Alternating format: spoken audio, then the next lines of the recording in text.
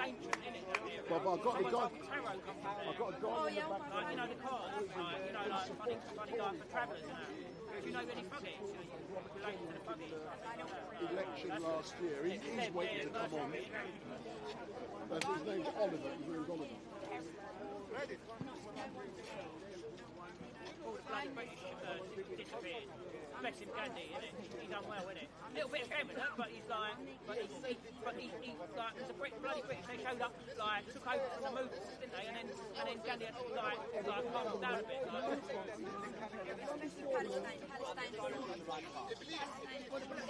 We're live. Nothing funny's coming up. Alright, then send us the links, yeah? Good, right. No, we're live. Like, you know, like down the pub, why did they put them on there?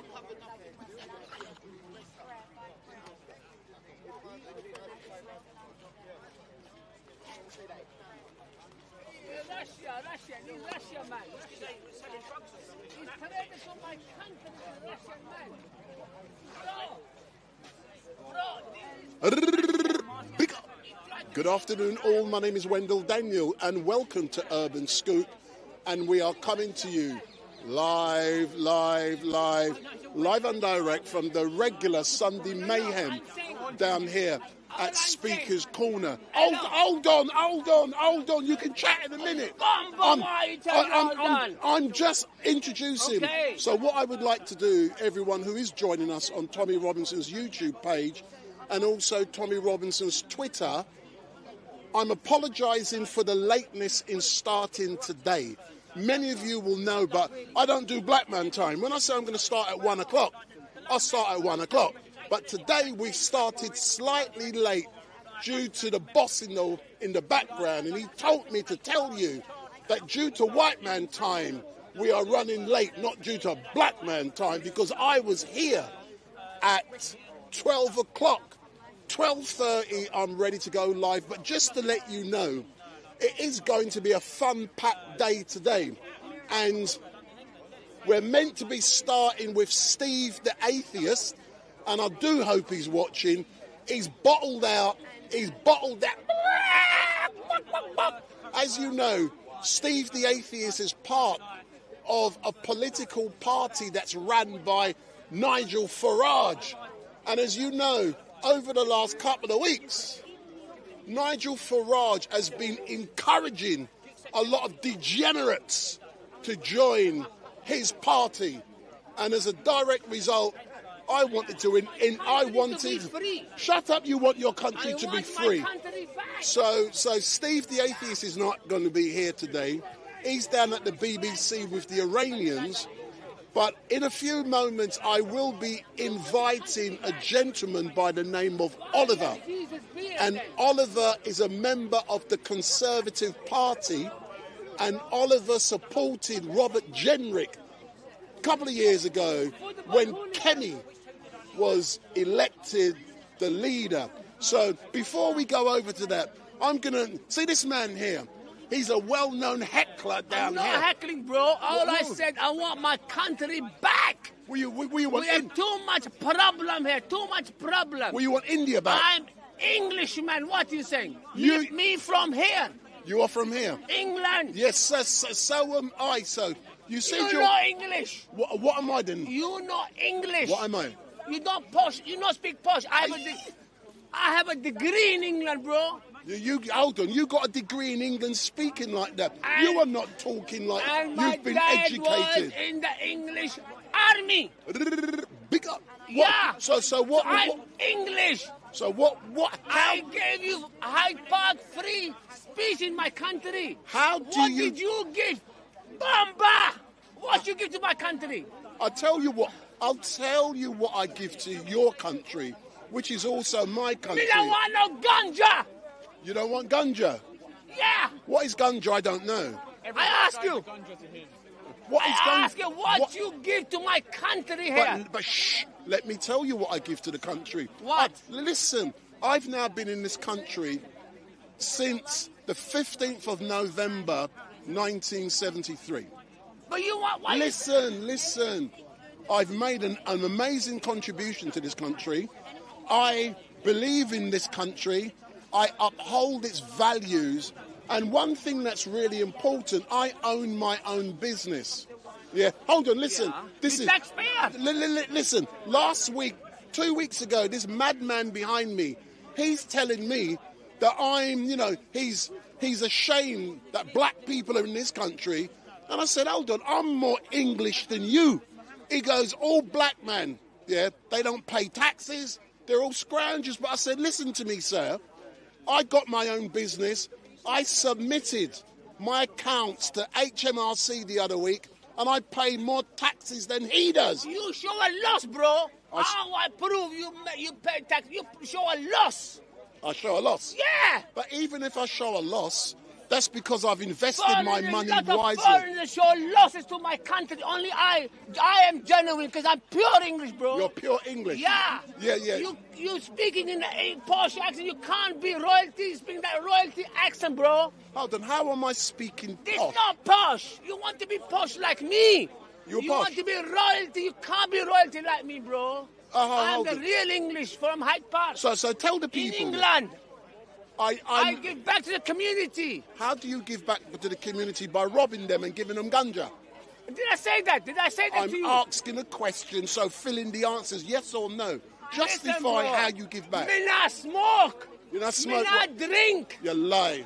I don't. And stop spitting on me. A couple of weeks ago. I just love my music, bro. What That's kind it. of music you like? Classical?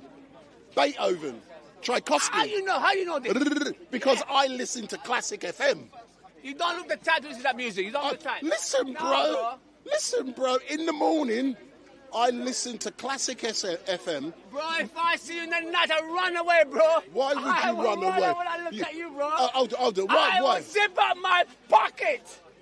I will zip up my pocket, bro. Why, you think I'm going to rob you and thief your money? But you ain't got no money for me to thief. Designer clothes, bro. I wear designer, You bro. designer. And it's kosher and it's halal, bro. Halal? Bro. Yeah. But tell me something. Come forward. One thing I have noticed and observed here at Speaker's Corner is since Tommy Robinson, through this channel, on Tommy Robinson's YouTube and Twitter page, what I have observed is that Muslims don't come to Speaker's Corner when we are live. And that's because they're chickened out, they're scared. You've got people like Ali Dawa, Muhammad Hijab, all of those Muslims.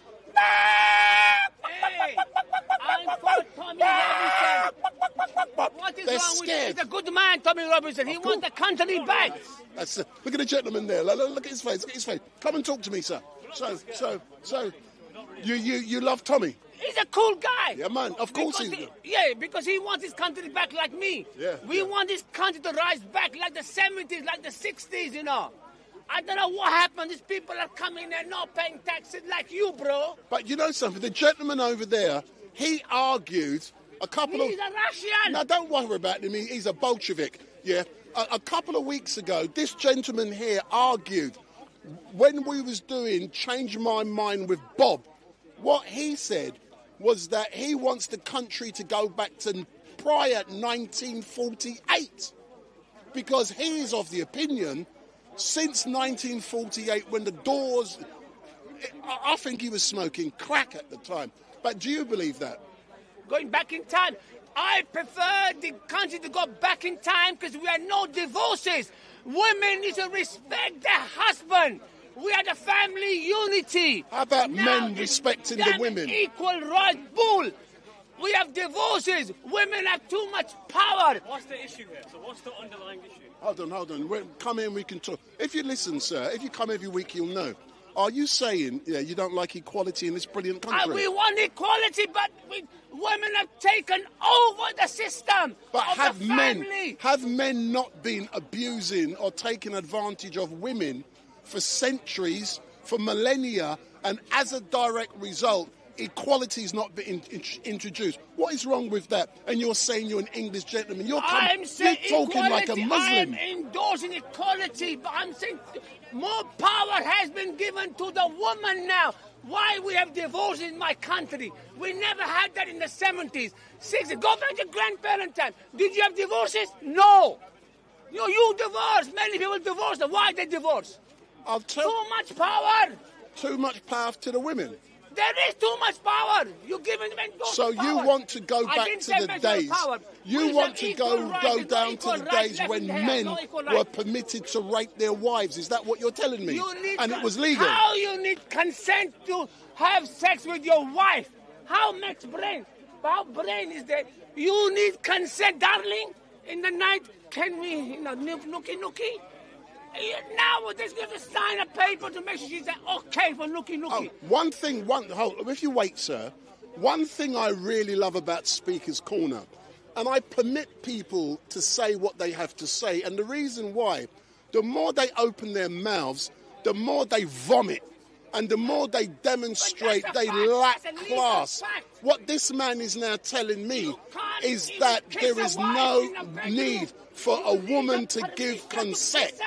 Is that what you're telling? There is no need for a woman to give consent before sex. Is that what you're telling me? I'm saying your wife, your bomba is your wife.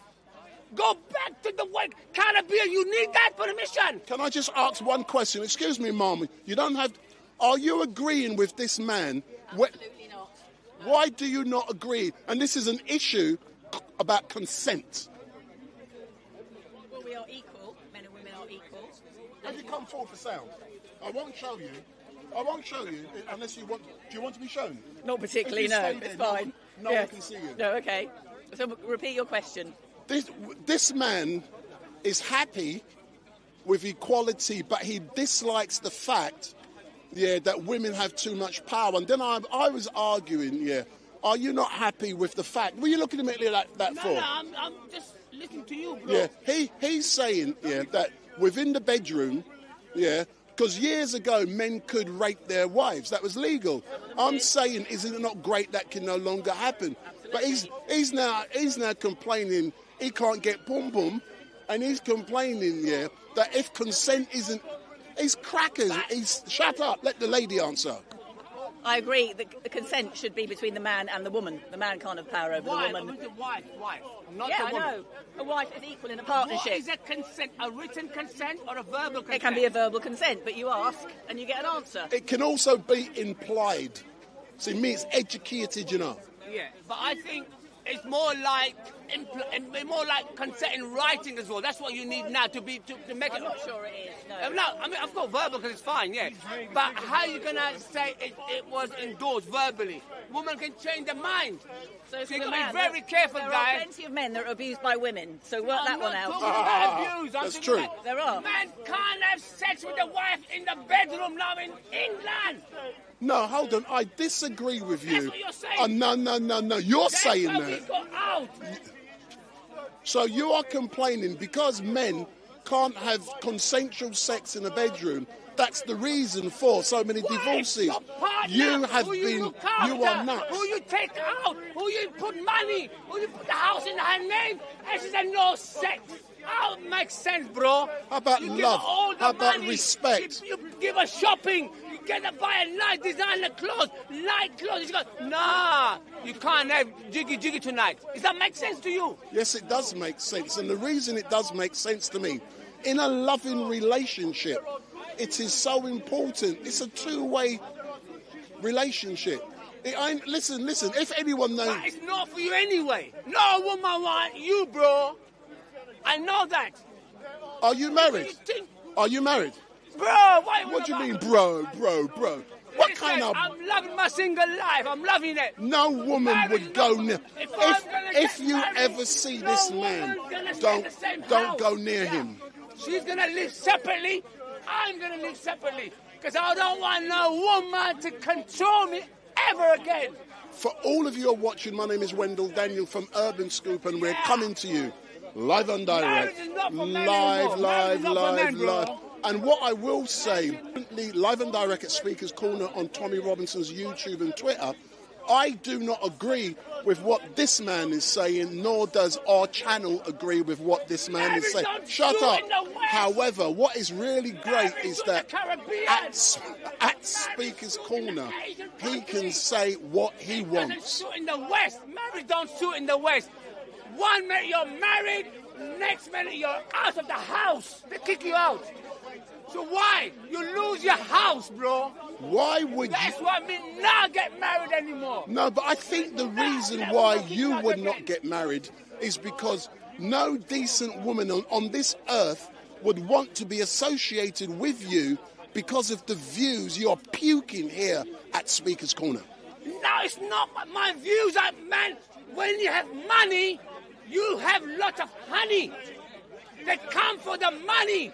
A lot of women come for the money. Once you marry them, and then they're different. You lose your house. 50-50 in this country. Not in the West Indies, not in the Caribbean, not in Asian countries. What is yours. What I am going to That's do what now. Now get married ever again. Hold on, if you stay there, and I'm going to do something here. We are currently live and direct on Tommy Robinson's YouTube and Tommy Robinson's Twitter page.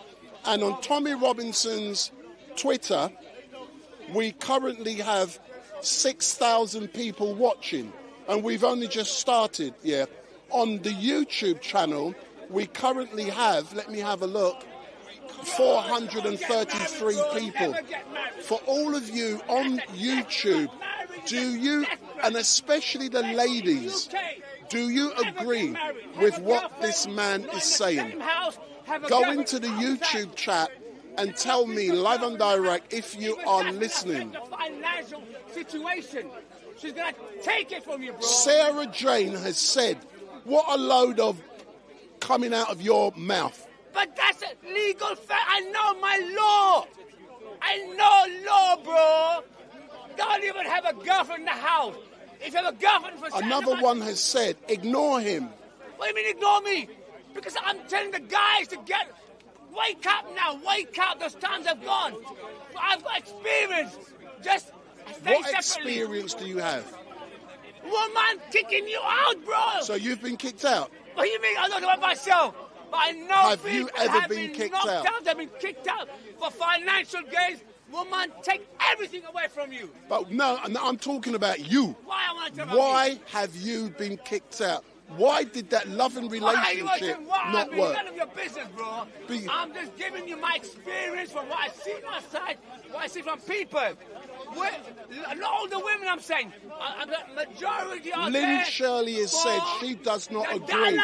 with the The dollar. nutter. They If you want can the come, I'm not dollar. going to show you. I'm not going to show you. If you come forward, ladies, I'm not going to show you. I just want to hear your voice. If you come forward.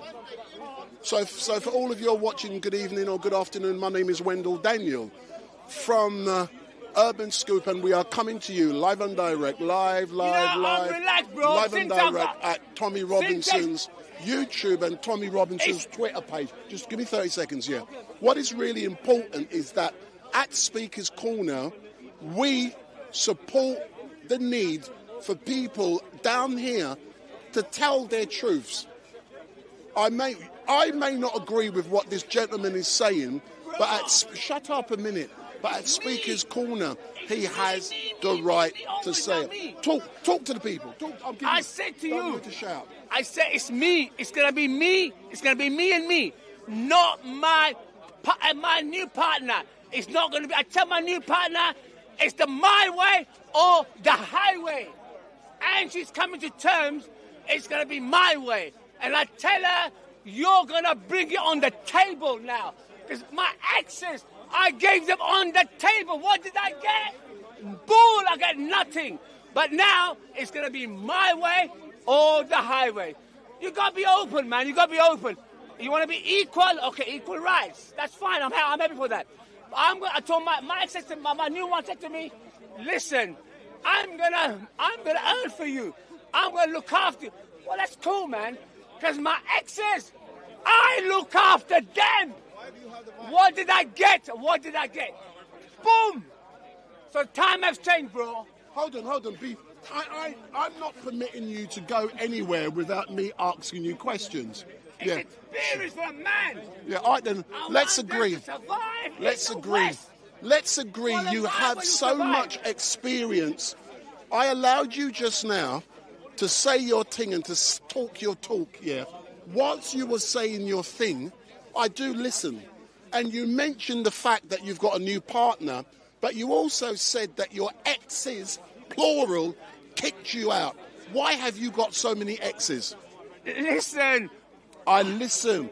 You see, we are educated. Because we're in the West, bro. The West society is different. Why is it different? They want to rule you. They want to rule the man. They want their way, not the man's way at all. I want equal rights, but there's no equal rights left in the society now. But you told me not long ago you were claiming to be English. I am English, you bumbo. I'm Englishman. How are you English? Because my dad was in the army. My dad was in the army. Just because your dad was in the army doesn't mean nothing. And I contribute to the society of England. What contribution have you made positively when you're vomiting so much rubbish? We were in the front line. You've been in the front line. We were in the front line. And my family's still in the front line. That's our contribution. But you telling me your dad was in the front line. In the army, yeah. I heard you. I'm summarising. He was in the army, he was in the front line, and as a direct result of that, he brought you up in such a way for you to come to Speaker's Corner and to show disrespect to him by vomiting such views. I'm Is that not what vomiting. you're telling him? I have a degree, bro. I have education. I have a degree in UK, bro. You got a degree in what? I got a degree. Every time I ask this brother specific questions, he fails. A degree in what, sir? But I'm going to protect myself from what I've been through, and I'm going to tell these guys to look after your pockets. Look after your damn pockets, otherwise you don't have no pocket left. They're going to take... Man should wear the trousers. I understand that. Once a man wears a skirt, you had it.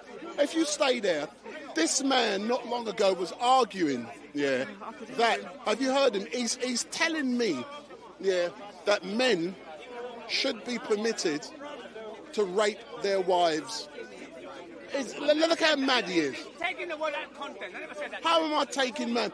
All I was saying... Everything you say is filmed, so if you said it, we'll have it on camera. I said, he's talking endorsed consent, fine.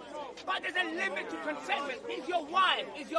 What, you're saying you can rape your wife? I didn't say, oh my God. What are you saying? Lady, I won't show you. He said, you can't kiss your wife at home or you're looking after. Does that need a consent? I'm just saying, we got to abide by the law, of course, but it's just too Flemish. It just doesn't make sense to me. It's here, but why? Does it not make sense to you because you are uneducated and you should not be permitted to come onto the streets to vomit the puke? Sign a contract. Does that make sense? It doesn't make common sense, bro. We've got common law here. If she's smiling at you... Hold on, we've got common law, which has been developed through cases. We've also got statute law, which comes through Parliament, sir. Well, that's fine, yeah. So, statute says you can't do it. You can't do what? You can't kiss what your you're wife. Suggesting. You can't kiss your wife. Does that make sense? If your wife does not want you to kiss her because you're stinking rank, your mouth dirty, she has the right. And that's why man move on to the next. But are you saying... Man go outside, the marriage have a good time. I won't show you. Because the wife don't give them anything, go outside and take it. That's why. Then you blame the wife. Why they're having a looky outside? That's the reason, bro. That's the reason. What? We're going to be ending now, and I have enjoyed the contribution. Come back to reality, bro. Come on, let's back to reality, man. Let's come back to reality. We want also men's right. We want some men's rights here as well. Let's come back to reality, and the reality is we are at Speaker's Corner, and I've permitted you to say what you want to say, and people watching can make up their minds if what you're saying is correct or not. But what is really important for me is for me to permit you to embarrass yourself, because the... Not embarrassment. No, hold on. You believe in human rights? You believe in men's rights or not? What is human rights? I believe in rights for all people. What is human right? I believe in rights for all people. Yes. Black, white, male, Everybody. female, children, everything. Yeah. But you don't. I don't. You're saying if your wife ain't going to give you a pom-pom, you're going to take it. I didn't say that you can just take it. You can ask her again and again and again and again. And if she says no? Then I'm going to go out, Bomber. I'm going to go out and look. Go out. Why don't you go, on one of these dodgy channels where you got to get one of these dodgy... Bro, no woman's going to control me. If she don't give me, I'll go outside and get it. No way. No more controlling, bro. No more controlling. Does that no not... More. I'm the happiest person in town now. You don't sound like it. Because you sound like a frustrated even man. If I'm married, she ain't gonna live with me. She's gonna live separate. Even my new partner, she don't live with me. I said live outside. And what, she live in the shed? No, with the mum. So she doesn't live with you? Live with the mum and dad. So you're not gonna move in my house because you're not gonna control me. You're not gonna have my half house. You're not gonna have my car. You're not gonna have nothing, not even my wallet. So are you saying when you have a relationship with a lady, it's only built upon finances? Absolutely, woman. Look at you, your pocket. I keep on telling you that. It's always been like this. But is that the type of woman you may attract because you go out there trying to... Majority is like that. Then look at what you got in your pocket. If your wallet empty, then I'll come to you. How about what's in your mind, your character? They don't look at that. They look at your pocket. Come to terms, bro. The 60s have gone. The 70s has gone. It's what you have in the pocket. You have nothing. They don't come to you, bro. Yeah, but bro, in the West Indies... And I'm always going to have money because I know I'm going to pull. Even when I'm 90, I'm going to pull because I'm going to have money. That's it. Because women, they love money, bro. But can I be honest? You come across to me as a broke pocket man. You ain't got nothing. Think I'm broke? And you also come across as a man who lacks the capabilities to attract a beautiful... Why would I want to be like you? Why? Pull like me. You pull what? The only thing you pull, I can't say it online. She proposed me. Why she proposed me? I know you go on OnlyFans every night. Yeah. You also go on YouPorn because you can't pull gal. This is not funny. He's trying to be funny. Look, no, I'm being truthful. I'm talking about realism. This guy's trying to be funny now. What I said is a fact of life from my experience, from my friend's experience. Guys should earn. And if you want a wife, make money. If you want a girlfriend, make money. They'll come to you, bro. They'll come to you.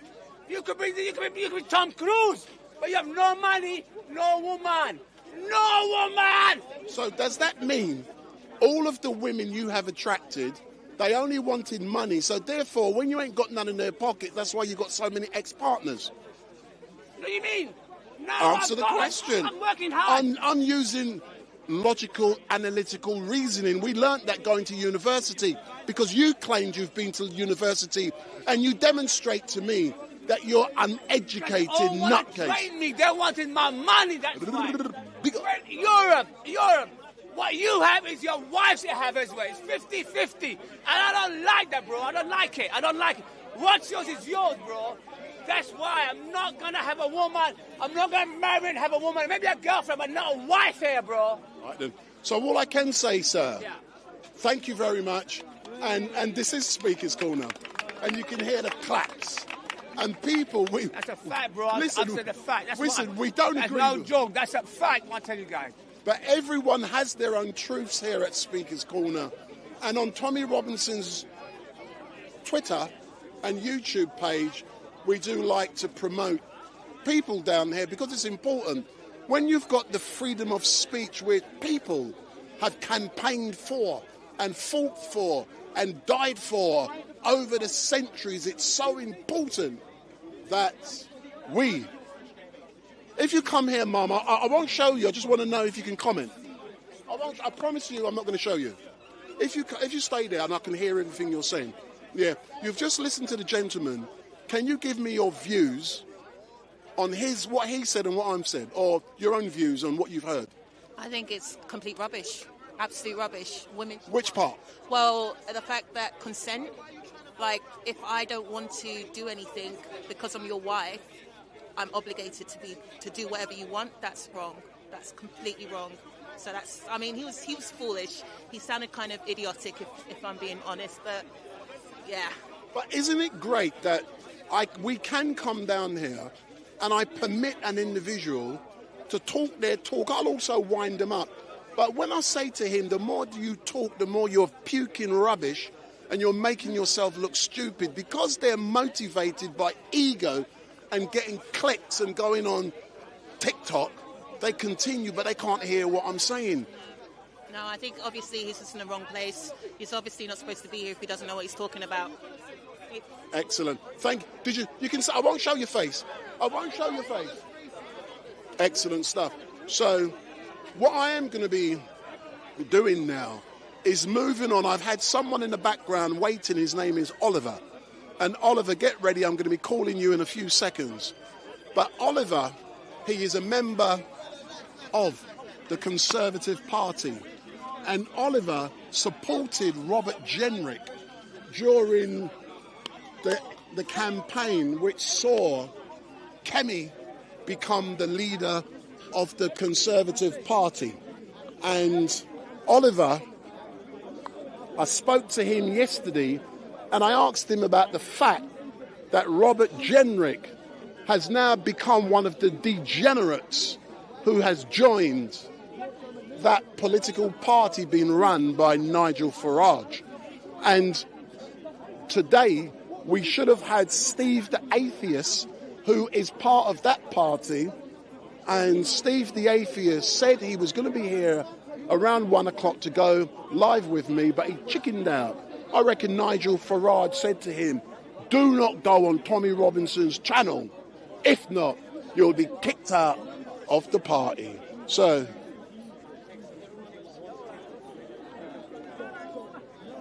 Oliver's just mentioned something to me. Let's see. Oliver, I'm calling you in a couple of minutes, sir. Let's come online. See this geezer here. What's your name? Jamal.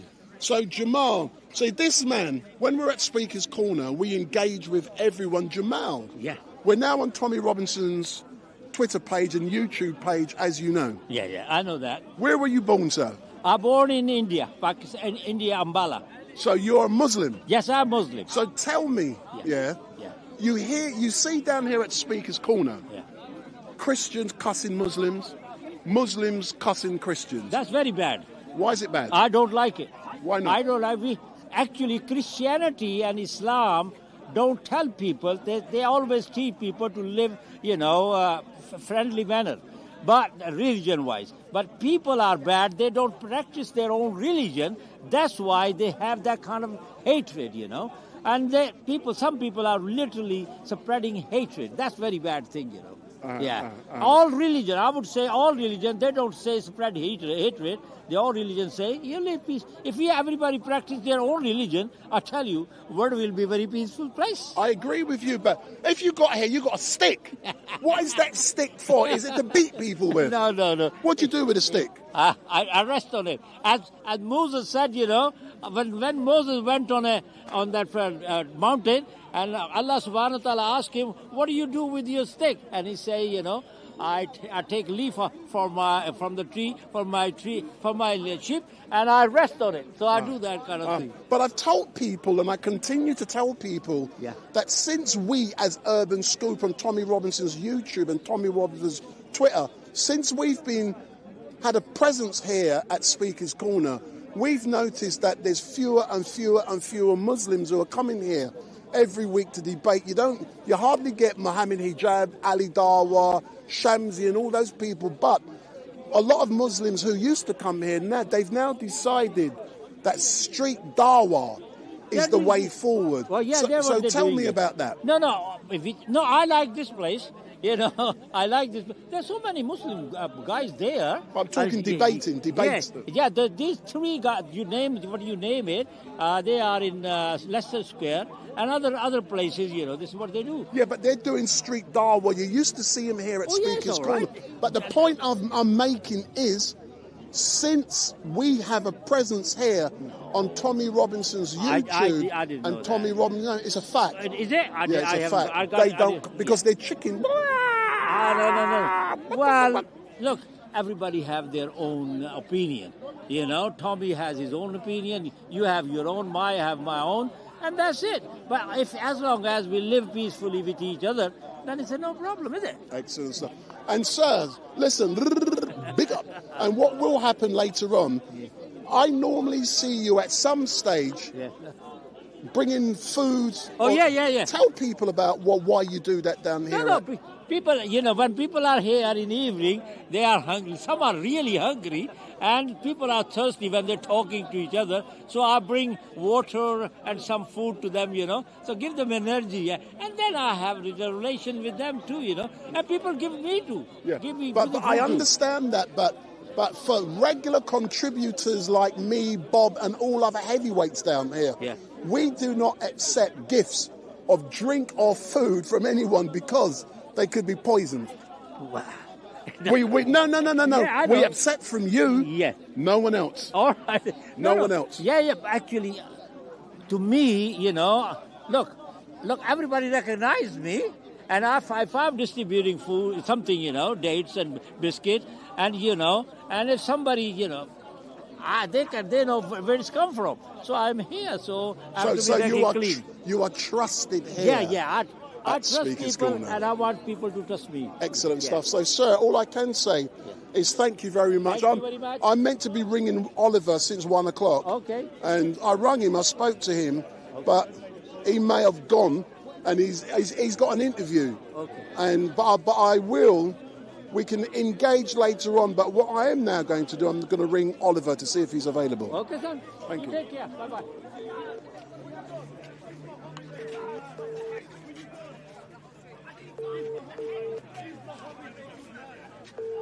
Oliver might not be available because he messaged me not long ago saying that he has an interview, but he may engage with me after that interview. But Oliver, like I said, he is a member of the Conservative Party. He supported Robert Jenrick, and now Robert Jenrick has joined 07. So that shows he's not available. So Robert Jenrick is now one of the misfits who has joined Nigel Farage, and he wanted to tell us his views in regards to what has been happening. But in a few moments, the debates are now starting. So in a few moments, I will be introducing you to some of the debates.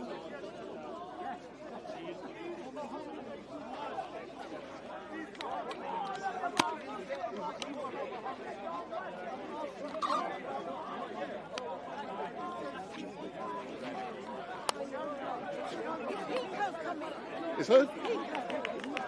Heiko. He doesn't normally get here till about 3, 4 o'clock if he does come.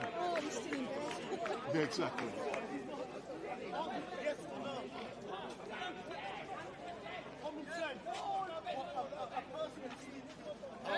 Charlie, she's great.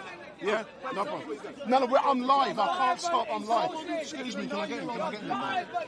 Someone who speaks to the 9-year-old. Someone who speaks to the 9-year-old. Someone who speaks to the 9-year-old is not a good man. By no stretch, by no standards of ethics or morality, can someone who speaks to the 9-year-old be a good man. No one who sleeps with a 9-year-old on ethics and morals is no way a good person. Why does your Bible no way a good person. bring in It's love? not my Bible. God, it's God's Bible. Not my Bible, God's Bible. Not my Bible, God's Bible. Yeah, your book is a man's book. Your book is a man's book. Quran is a man's book. Quran is a man's book. Quran is a man's book. Ganja. Quran is a man's book. Ganja. Quran is a man's book, but the Bible is God's book. But the Bible, I got it here. The Quran is God's book. Love, and slavery. Like I said, Muhammad cannot be a good man. And like I said, every religion is flawed in some ways. Every religion is flawed in some ways, but only the Bible and Christianity takes you towards God. Only the Bible takes you towards God. Every religion takes you away from God. Yeah? There is only one religion that takes you towards God. Every other religion takes you away from God. But Christianity is flawed. Even Christianity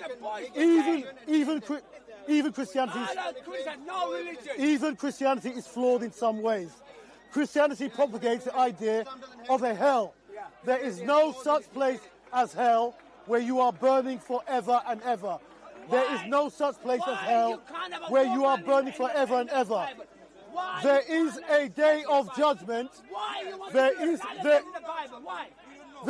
day of judgment. There is a day. You're ganja. You are ganja. There is a day of judgment that where if you do not have Christ, if you have not accepted Jesus Christ as your personal Savior, the second person of the Godhead, then you will not be saved. You will not be saved. Like I said, there's only Jesus, and there's the Father, the Son Jesus, and the Holy Spirit. If you have not accepted Jesus Christ as your personal Savior, you cannot be saved. Every other religion that doesn't take you towards God, and every religion, apart from Christianity, if you want to,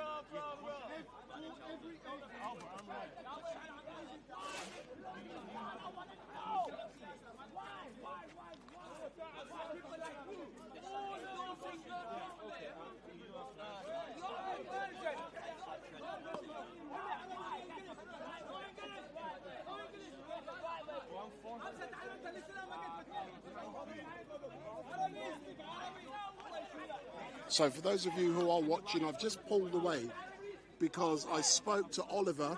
He rang me, and Oliver is now able to talk to me about Robert Jenrick. So in a few moments we will go back to the political discussion which is taking place.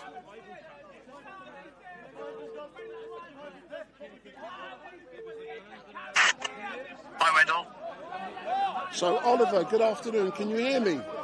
I can hear you, yes. Excellent stuff. I'll just let people know. Yeah.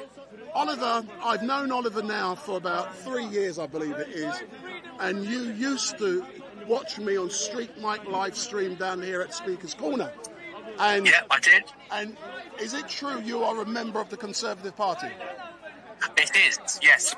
The True Blue, yes. Yes. And the great thing is that, did you support Robert Jenrick last year or year before in the election when Kemi Badenoch defeated him, yes or no? I did, but he wasn't my first choice. It was James Cleverly, my first choice. But then, as you know, James Cleverly dropped out, and then it was Robert Jenrick seemed the stronger candidate, so that's why I voted for him.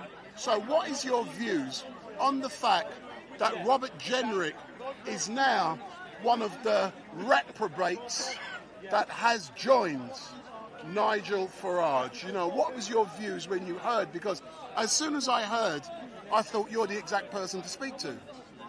Yeah, it was a bit of a shock. But I think we just have to move forward as a party. We can't be distracted by that. We just need to move forward. People are saying that the Conservative Party will die. I don't think it will. I think there'll still be a Conservative Party by the time the next election. But at the next election, Kemi will hopefully win an outright majority. So I hear that, but coming back specifically to Robert Jenrick, what is your view on the fact that after espousing all of those conservative values that he believed in and he loved, that he jumped ship? You know, how did that make you feel when you discovered that? Because I think you said to me that there was rumblings behind the scenes and many high-ranking officials, including Jacob Rees-Mogg, suspected that something was happening. So what's your views on the fact that Robert Jenrick has done it? I think, I mean, good luck to him. I mean, I don't really have time for people who jump, to be honest. I think that he could go far. To be fair to him, he could go far. He could even become leader of Reform one day, or deputy leader. But yeah, I just think that I agree with Rees-Mogg. You mentioned Rees-Mogg earlier. I think Jacob Rees-Mogg said something on his YouTube channel about how the right should unite, and I think that's very true. I think the right should unite. What do you think Margaret Thatcher will be thinking about now in her grave as she sees Kemi presiding over a Conservative Party that's beginning to implode on itself? I think she'll be encouraging. I think she'll be encouraging Kemi to stick with what she's doing, because at the end of the day, when Margaret Thatcher, it's very reminiscent. Your viewers may watch. Your viewers may be familiar with Prime Minister's questions and seeing her at the dispatch box. The way she's performing is very similar to how Margaret Thatcher performed when she was first leading the opposition in the 70s, and then she became Prime Minister. So she was weak at first, but then she came back stronger and stronger and stronger. So I think Margaret Thatcher from the grave will be cheering her on. But she won't be happy with she won't be happy with what's the current state of the party. She'll want us all to unite. And I think we all should unite. So. But would you agree, in those days, there were very few alternatives? You may have had the Liberals or the Social Democrats, but in 2026, we've got all kind of different political parties that are springing up, and they're splitting the right. So it's a completely different scenario. We've got Rupert Lowe, he's forming a political party. We've got Ben Habib, he's forming a political party. We've got lots of people who have formed political parties to split the right. So, what's your views on that? Unusual for you to be quiet? I think it's... to be honest, if people want to join a fringe party or a fringe organisation, then that's their decision. But they'll still be... The Conservative Party won't die. The Conservative Party will still... there'll still be a Conservative Party in five years' time. Yeah, but will that Conservative Party... Will they be... Shut up. Will that Conservative Party be the party in government, or will they be the official opposition? They will be a party in government. But they're saying that. I think hopefully yes. But I mean, we could. I think it's unlikely, but there could be a reformed Tory pact. And I would personally. I mean, that could be welcome. Because there are some, I don't think we should be complacent. There are some figures in reform, like Richard Tice, Farage, obviously, that speak very well and are quite clever. Rupert Lowe. Yes. So we can't sort of be complacent. We need to be, we need to be alert and alert to ever-changing events. Excellent. As normal, thank you very much for giving me 6 minutes of your side. I know you've got an interview. I'll ring you later on and let us know how you got on, yeah? Sure, yeah, absolutely. Yeah, I'll ring you tonight. Okay, then. Take care. Take care. Bye-bye. So for those of you who are watching, that was Oliver. And Oliver is a member of the Conservative Party. And he's strong. Last year at the Tory conference, I was outside the Tory conference live streaming. And he was getting me videos from inside the conference. I didn't have to be in there. So now we've got a chief rebel, Jeremy, and what I'm going to do is continue with, and I'm the link. Just now, I was talking to, let me just get my, look at the camera. Jeremy, just now I was talking to Oliver, and Oliver, let me go around, is a member of the Conservative Party, and what we was talking about is the fact that the Tories, or, hold on, let me just focus on your, if you look in the camera. So, as you know, Robert Jenrick jumped ship. Defected. He defected. He was pushed, or was he? Did he jump, or was he pushed? Who knows? But we know Kemi sacked him after finding out what he was going to do. Right. So regardless, he's another reprobate to join Nigel Farage. What's your view on that? You know the first thing he said on his inauguration speech? Yeah. The first thing he said that Britain is broken. This country is broken. And who's broken this country? The politicians, predecessors. If you hold that and you can show the... Big up, Street Mike. So then the country is broken. That means does that mean that reform is going to unbreak the country? Does that mean reform is going to be the savior of this country? Does that mean that reform is the silver bullet, the magic that is going to happen? I don't know. I mean, we've had 14 years of Tory rule. We've had, Tony Blair's government. Big up Tony Blair. Yeah. He's going to be on the peace panel. We can talk about that in a minute. We're going to talk about Iran as well. Yeah. Because, I mean, that is a very, very close subject. Don't change the subject. So we talk about Robert Jenrick, who is a hero. He used to go out to a railway underground station and catch fare dodgers on the London Underground. What, purely for TikTok views? Yes. So he didn't do it when I worked for the Underground. No, did you he didn't notice? do it. Because he was too scared. You stopped all the fare dodgers, didn't you? He was too scared. So, was you surprised that he's another dodgy person jumping ship and joining Nigel? I mean, Nigel said that watch the news on Tuesday. There's going to be a defection from Labour. I can't wait till Tuesday. Big up, Street Mike. Big up. So watch this space. Reform is going to reform the UK. But how about that Mr. Is it Mr. He's going to kick out all the illegal No, but we can come to that if you look in the camera. He's going to stop the boats.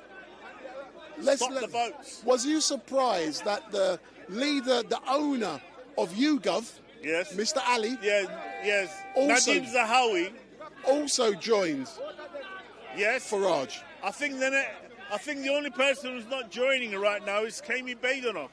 I mean, how can you have a black prime minister in this country? Hold on. Yeah, come on, man. Hold on. Don't bring the race card into this Rasta clock, man. What is wrong with having a black... We had Richie Sunak. We had Barack Obama, right? Big up Barack. And how useless was he? Barack Hussein Obama. Not only was he black, he was a Muslim black. I mean, these countries, we live in the West. Everybody is escaping from fanatical Islam to come to this country on a banana boat through Calais and Dover. They're escaping oppression from Islamic tyranny, and they don't need another Islam. It's already bad enough London having an Islamic mayor, Sadiq Khan. Big up Sadiq. Right? Sadiq Khan, who's oversaw heavy knife crime in London, oversaw, a lot of crime, a lot of muggings, a lot of... Do I gather you? Yes. Do I gather you don't like? I don't like Sadiq Khan. Sadiq Khan is a disaster for London. But let's move on. Let's move on and talk about Iran, because I wasn't here. I wasn't here last week. Where were you? I was with Tommy. Tommy. I was at Tommy. I was with Tommy. Tommy came to the Iranian embassy. Number 10 Downing Street. Yes. But before, I was actually out for lunch with Tommy, and it was a beautiful lunch. And then we got to the location with the Iranians, but I must apologise to people for last week because the sound wasn't the best. Right. But the reason why, when I normally get to a location early, set up, test and everything. When I got to Downing Street last week, Tommy turned up an hour early. Then we went off for lunch. Beat you to it. So did you have a pub lunch? No comment. No comment. Yes, we did. So the Red Lion pub lunch. Yeah. So what we didn't. I didn't have the time to set up and test my equipment. I got on site and it's all kicking over. And I just had to do it quick. There was a problem with the sounds. Unbeknown to me, a button called Phantom Power, which is 48 volts, was going through my microphones. I've never touched it before, but we found it out, and I apologise. So there was a gremlin in your system? There was a gremlin in my system. But go back to now, yes. And last week... The sound is big up sound. Yeah, big up. But at this moment in time, the Iranians... Yes, are demonstrating. From the BBC... With tooth and nail. From the BBC to Whitehall, and that's where Steve And I'll tell you what, the Iranians are demonstrating outside the Qatar embassy over there. They should be demonstrating outside the Saudi embassy down there in Curzon Street, because Donald J. Trump was about to attack on the 11th hour. The Saudis kissed his hand, the Qataris kissed his hand, the Kuwaitis kissed his hand, the Emiratis kissed his, saying, please, Donald, don't attack the Ayatollah. If you attack the Ayatollah, we're going to be out of business. There will be no more Dubai. There'll be no more Emirates Airlines. There'll be no more Saudi big mega project. Ronaldo will have to go back to Europe, you know? So, yes, that's right. Big up Ronaldo. All of these Versace hotels will have to pack up in Dubai and relocate to Iran. So please, keep the Ayatollah, and then Donald Trump followed the money. He stopped the attack on Iran, and he betrayed the Iranian people. And then he sold the Iranian people out to the Ayatollah. And then what the Ayatollah did, he went on to commit a genocide. The internet is still off in Iran. There is no communication via mobile phones. There are people getting murdered. There are people going to the hospitals. They're going to the mortuaries. They're charging people to collect their loved one's body. I mean, how, you know, even people in North Korea don't do this. Even the communist Chinese in Tiananmen Square, the whole of Tiananmen Square cost 10,000 lives. Do you actually believe the information coming out from various different sources, that number one, Trump stopped the killing of so many people, and also over 100,000 people have been shot and killed so far? I think the figure is quite accurate, to be honest with you. That is why there is a complete internet blackout in Iran. There is no information coming through, but we know that Mossad is on the ground in Iran. Mossad is there, and my best source of information is the Jerusalem Post, is Ynet, is Channels 12 and Israeli TV. They are the most accurate sources, and they seem to get the information out. And there is a genocide. There is a Holocaust happening in Iran right now. And as you know, thanks to Elon Musk, we are currently live streaming at Speaker's Corner from Starlink. So we're using the Starlink technology. But I've been told that in Iran, the Iranians, the government has managed to block Starlink. I'm not a very technical man, but I know that Starlink can be manipulated by, just like your microphone last week, just like your sound system, Rasta, last week got distorted by high frequency, right? So, it's a stupid woman over there. Yeah, anyway, so there is a big distortion. There's a big, I mean, the Russians are selling them technology to distort the Starlink satellite system because they have it. Yes, and also with Starlink, if you have sophisticated phishing technology, you can trace the account. You can trace where the signal is coming to, and so it's really a recipe for disaster.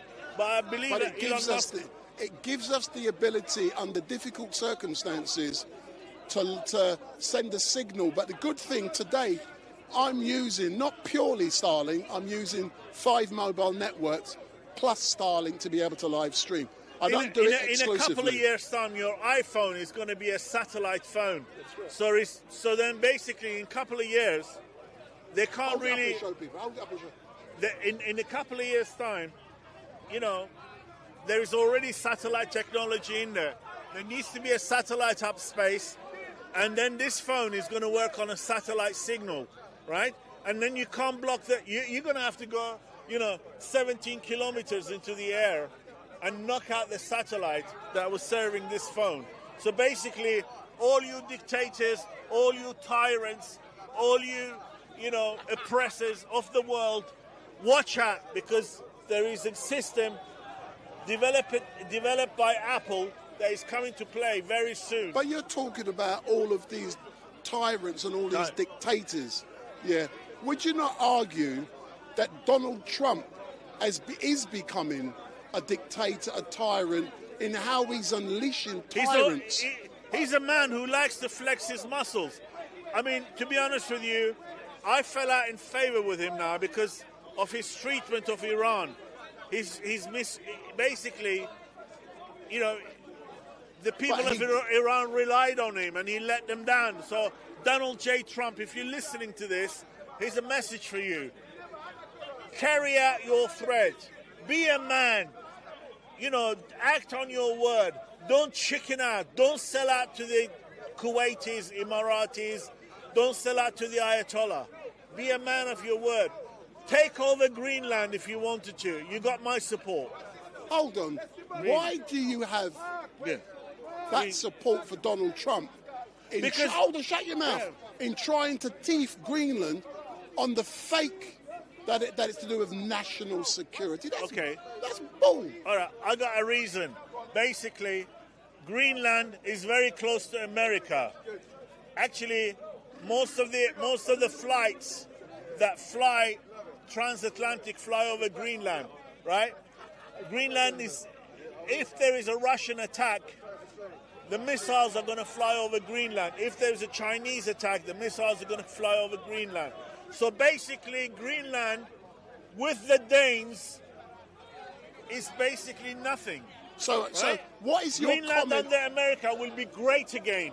But what is your comment, or what is your analysis on the fact that Trump has used his favourite word, tariffs? Favorite word is tariff. And the 10% tariff has been unleashed. February the 1st. On the British, the French. That is bullying. He is no different to Adolf Hitler in a different form. Well, the world was going through a really static state, after COVID. I mean, nothing was happening. Sleepy Joe was sending tons of money to Zelensky in Ukraine. We were living through a... Donald Trump came in exactly this time last year when you was in Washington this time last year, on the 20th. Just to let people know that Street Mike was the only British citizens journalist who went to America to witness the inauguration of the inauguration. 45th. Big up Street Mike. He was Are you so American? he was there. He was there in the cold. Oh, this young lady's American. Come forward. In a few moments. So carry on, and then I love America. I love America. Now, can we talk about what's going on in Minnesota? Let's talk about what's going on in Minnesota. And are you talking about ICE, or are you talking about the young lady? I'm talking about ICE. I'm talking about the 20 million illegally documented, criminals that have basically swarmed America. They have infiltrated America, right? They have, there's a marauding gang of criminals. You got some big words today. Yeah, man. Yes, marauding. Marauding. You have been looking at the dictionary and you've been swallowing the thesaurus. They're gangs. Basically, they're all criminals. ICE is there to clear them up. We should have ICE in London. We should have ICE, not facial recognition software, who picks up black people. We should have ICE to pick up all the Muslim terrorists that are in London. Listen, I got ICE in my freezer. Yeah, you got ICE in my freezer. Yeah. You want to go to Iceland to shop? but tell me, we've heard about the illegal immigrants. Yes. That the mayor or the governor in Minnesota hasn't called in. He's a liberal. He hasn't called Mike in Waltz. Trump. Yeah. But he's a loser. Yeah, but how can Trump just do that? Sending that, Well, and Trump- then look at what the ICE did to that young lady Well, 2 the weeks ago. young lady, I saw the footage. She tried to run over the ICE agent. Hold on, do you not see similarities in the bullshit the ICE agents come up with in comparison with Chris Cabba? Oh yeah, Chris Cabba shooting. Yeah. Well, basically, Chris Cabba was no angel. Irrelevant. That woman is no angel as well. Irrelevant. Your friend Pink Floyd, what's his name? Floyd. He was no angel. He That's was irrelevant. Yeah, So are you saying because Bill Cosby is no angel? Are you saying because a person may have a criminal past, that gives the law enforcement agencies the right to shoot? Shoot first, ask questions later. That's how America is run. Okay? That's what you got to do. Do you remember Rodney King? He was no angel. Do you remember R. Kelly? He was no angel. Do you remember Michael Jackson? He was no angel, right? Even I think there are rumors that Prince was no angel as well. Which Prince? The former Prince? Yeah, the only Prince. Not Prince Nassim. Prince that died of the fentanyl. Oh, I thought you meant the former Prince who used to live up the road with his brother. That's a different. He was no. He's a white prince. He's a white prince. You know, Peter Mandelson is called the Dark Prince, the Prince of Darkness. So there's a lot of princes. So Jeremy, yes, it's so great to see you down. Thank you very much. Do you want me to see how many people got questions for you? Let's go. Let's have a bit of highlights. So for all of you on the YouTube chat, please go into the YouTube chat and tell me, if you listen to this, if you got any questions for Jeremy. So go into the YouTube chat, pose your questions, and I will. Don't be shy. Ask the question, guys. I'm here for you. So Jeremy's here for 5 minutes to answer your questions. Q&A. So Crucifixion has said, when are you going back? When reform gets into this country, I am going back to help my compatriots in Iran. Yeah, here we go. So Crucifixion has said again, Jeremy, are you a boat person? Yes, Vietnamese boat person. Yeah, very good. Yeah. David Healthy has said asking you a question is a waste of time. Yeah, I know. Well, I want you to come here and see you personally. Yeah, another question, Jeremy. Are you an illegal? Not in the last time I checked. You know, I will fight and die for this country. Another question. What does Jeremy think of the 2020 election in the USA? It was rigged. The 2020 election, Donald J. Trump should have won it. He should have been the 44th president, but he was robbed. It was election interference. What's the next question? The next question is... Yeah, when are you going to... Can I smell curry on Jeremy? Can you be a bit more racist, please? Big up, Street Man. And they said, right on, Jeremy. People are loving you. Yes. I love the people. Wendell, does some curry off him some goat? Can you learn English, please? We speak English in this country. Yeah. We have a really good education system. We're educated. You know? Right. So just go back to school, learn English by a Pakistani teacher. It'll probably do you a bit more... Yeah, why are you not wearing a turban? That's a question. Yeah, well, there's a question, I'm the Turbinator. He's now the Turbinator, but Jeremy... I got to go back because, my wife's coming back from shopping in Harrods, so... Big up, Street Mike. Hold on, this man makes me laugh, and I love his contribution every week. Yeah. His wife kicks him out the house because his wife has a secret person who comes to his house, the milkman, and he lives in Kensington, and he's got his man bag. Look, show your man bag. Yeah. And what's the name? The flag of Argentina on it as well. Hold it up. So Jeremy has a man bag, but Jeremy, all I can say is thank you very much for. Thank you very much. Have a nice day. I've got to go and kick some ass. Big up.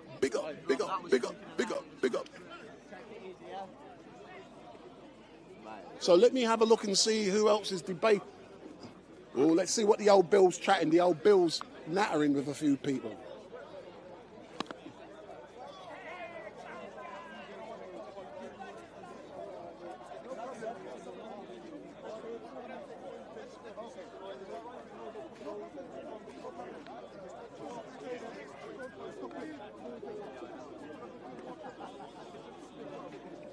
So as you can see, we got the Metropolitan Police on site here. This is a usual occurrence at Speaker's Corner. They're here to reassure.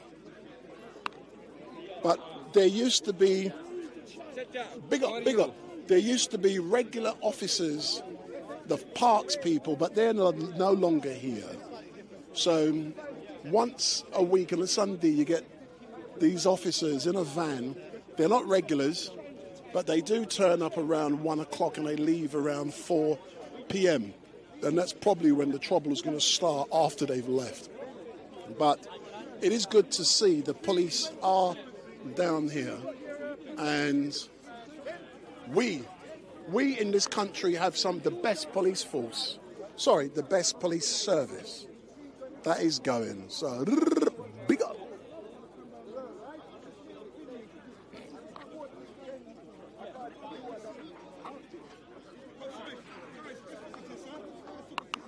See, excuse me, sir. Come. I've just shown you're happy with the service. Look in the camera. We're currently live. We're live. Come in front of the camera, man. Yeah. Don't be scared of me.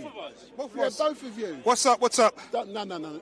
Listen. Yes, sir. Yeah, just hold normal. Don't do all that. This is normal for me. No, but I do decent sound. So just hold the microphone normal. Brother, this is me. Yeah, but hold the microphone normal. No, sir.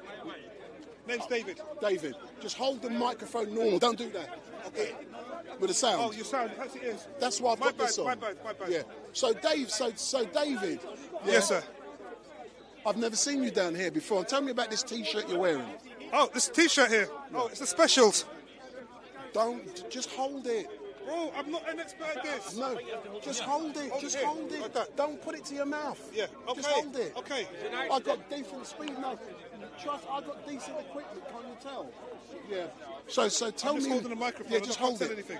Yeah, just tell me more about the. I'll do it a different way. Come on. All right. Come on. Yeah, you do it.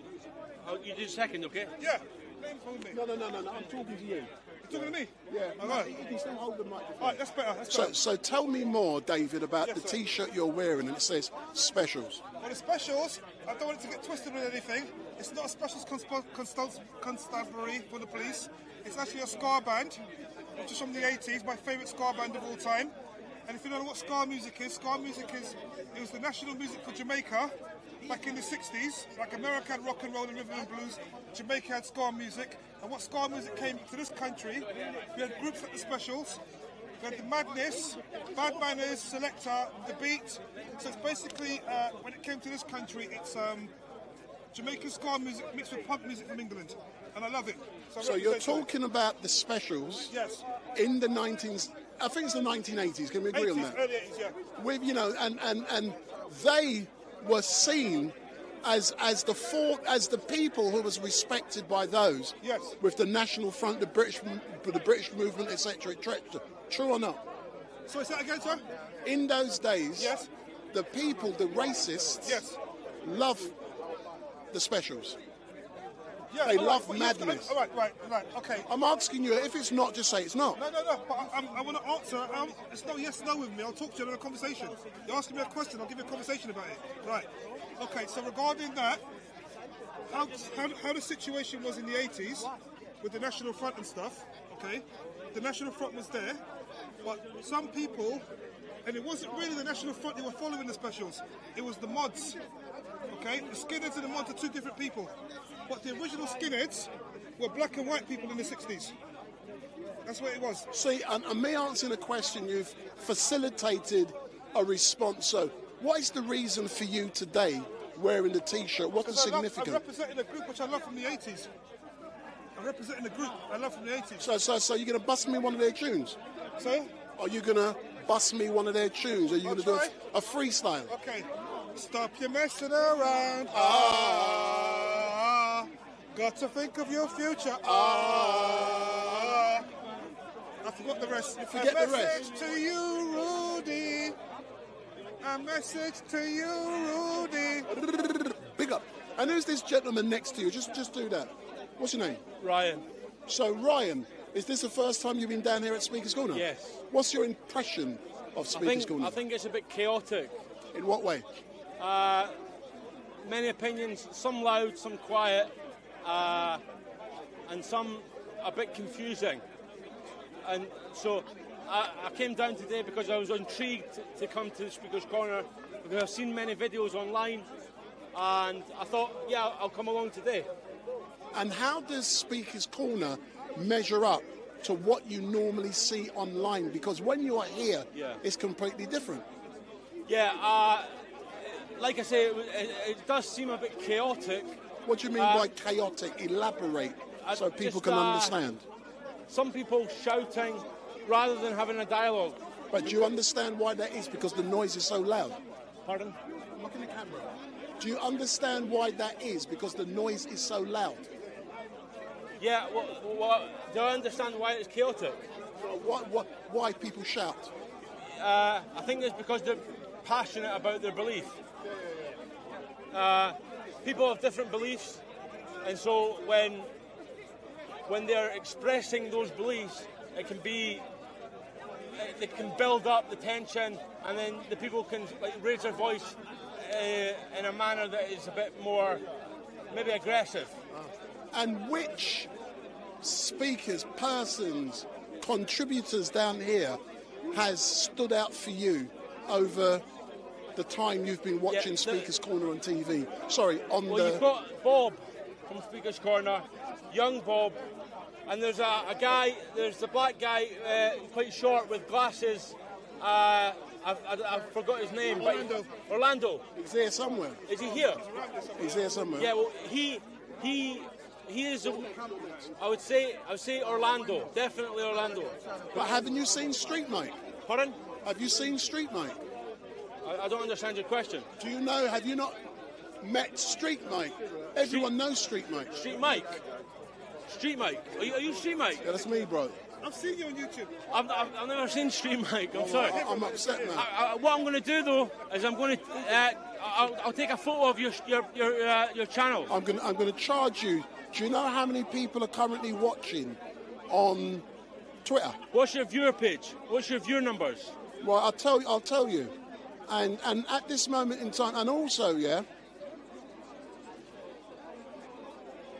if you have a look, 13,000 people are currently watching you. 13,000.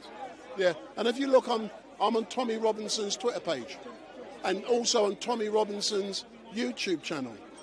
So no one knows me. I know you. Well, that's the first time I've met you anyway.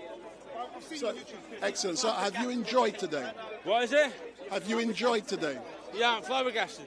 So, do you mind if I ask you a question, or are you the only one asking questions? You can ask me a question if you want.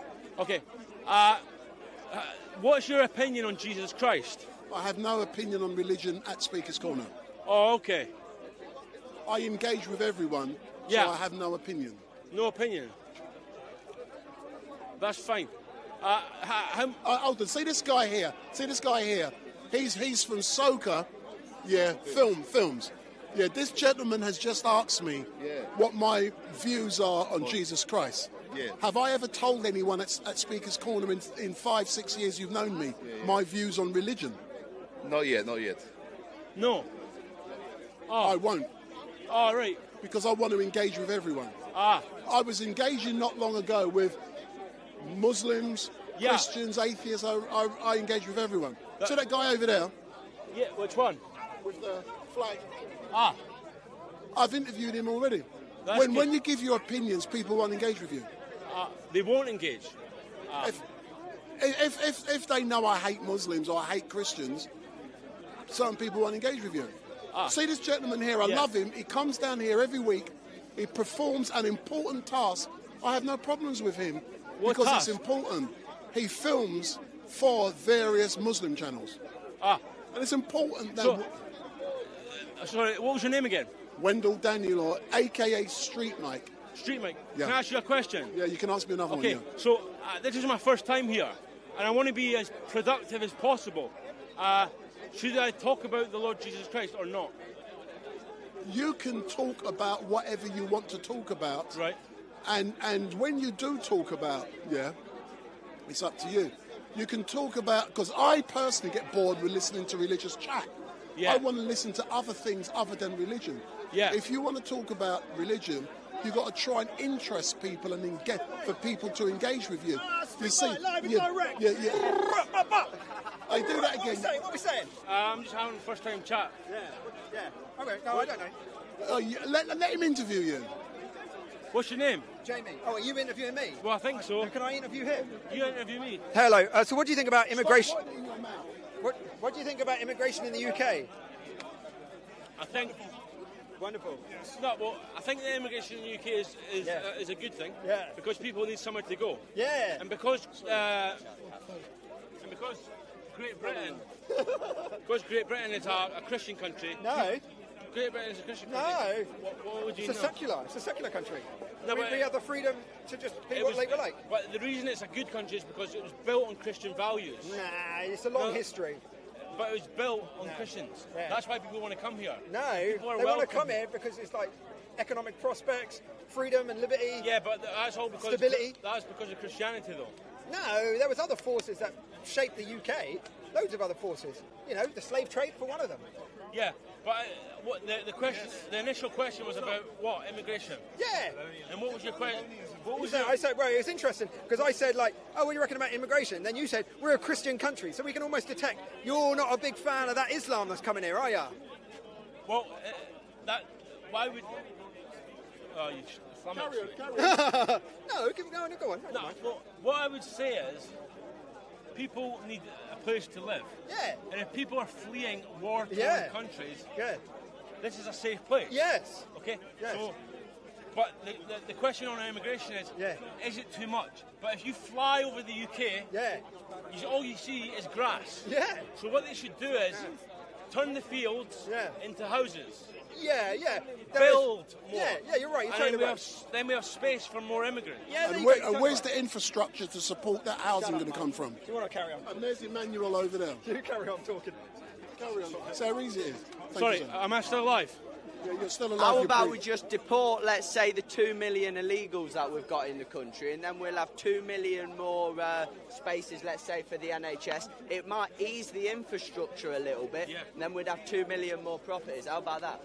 And maybe not have a immigration surge at over 1 million people a year with a supposedly conservative government.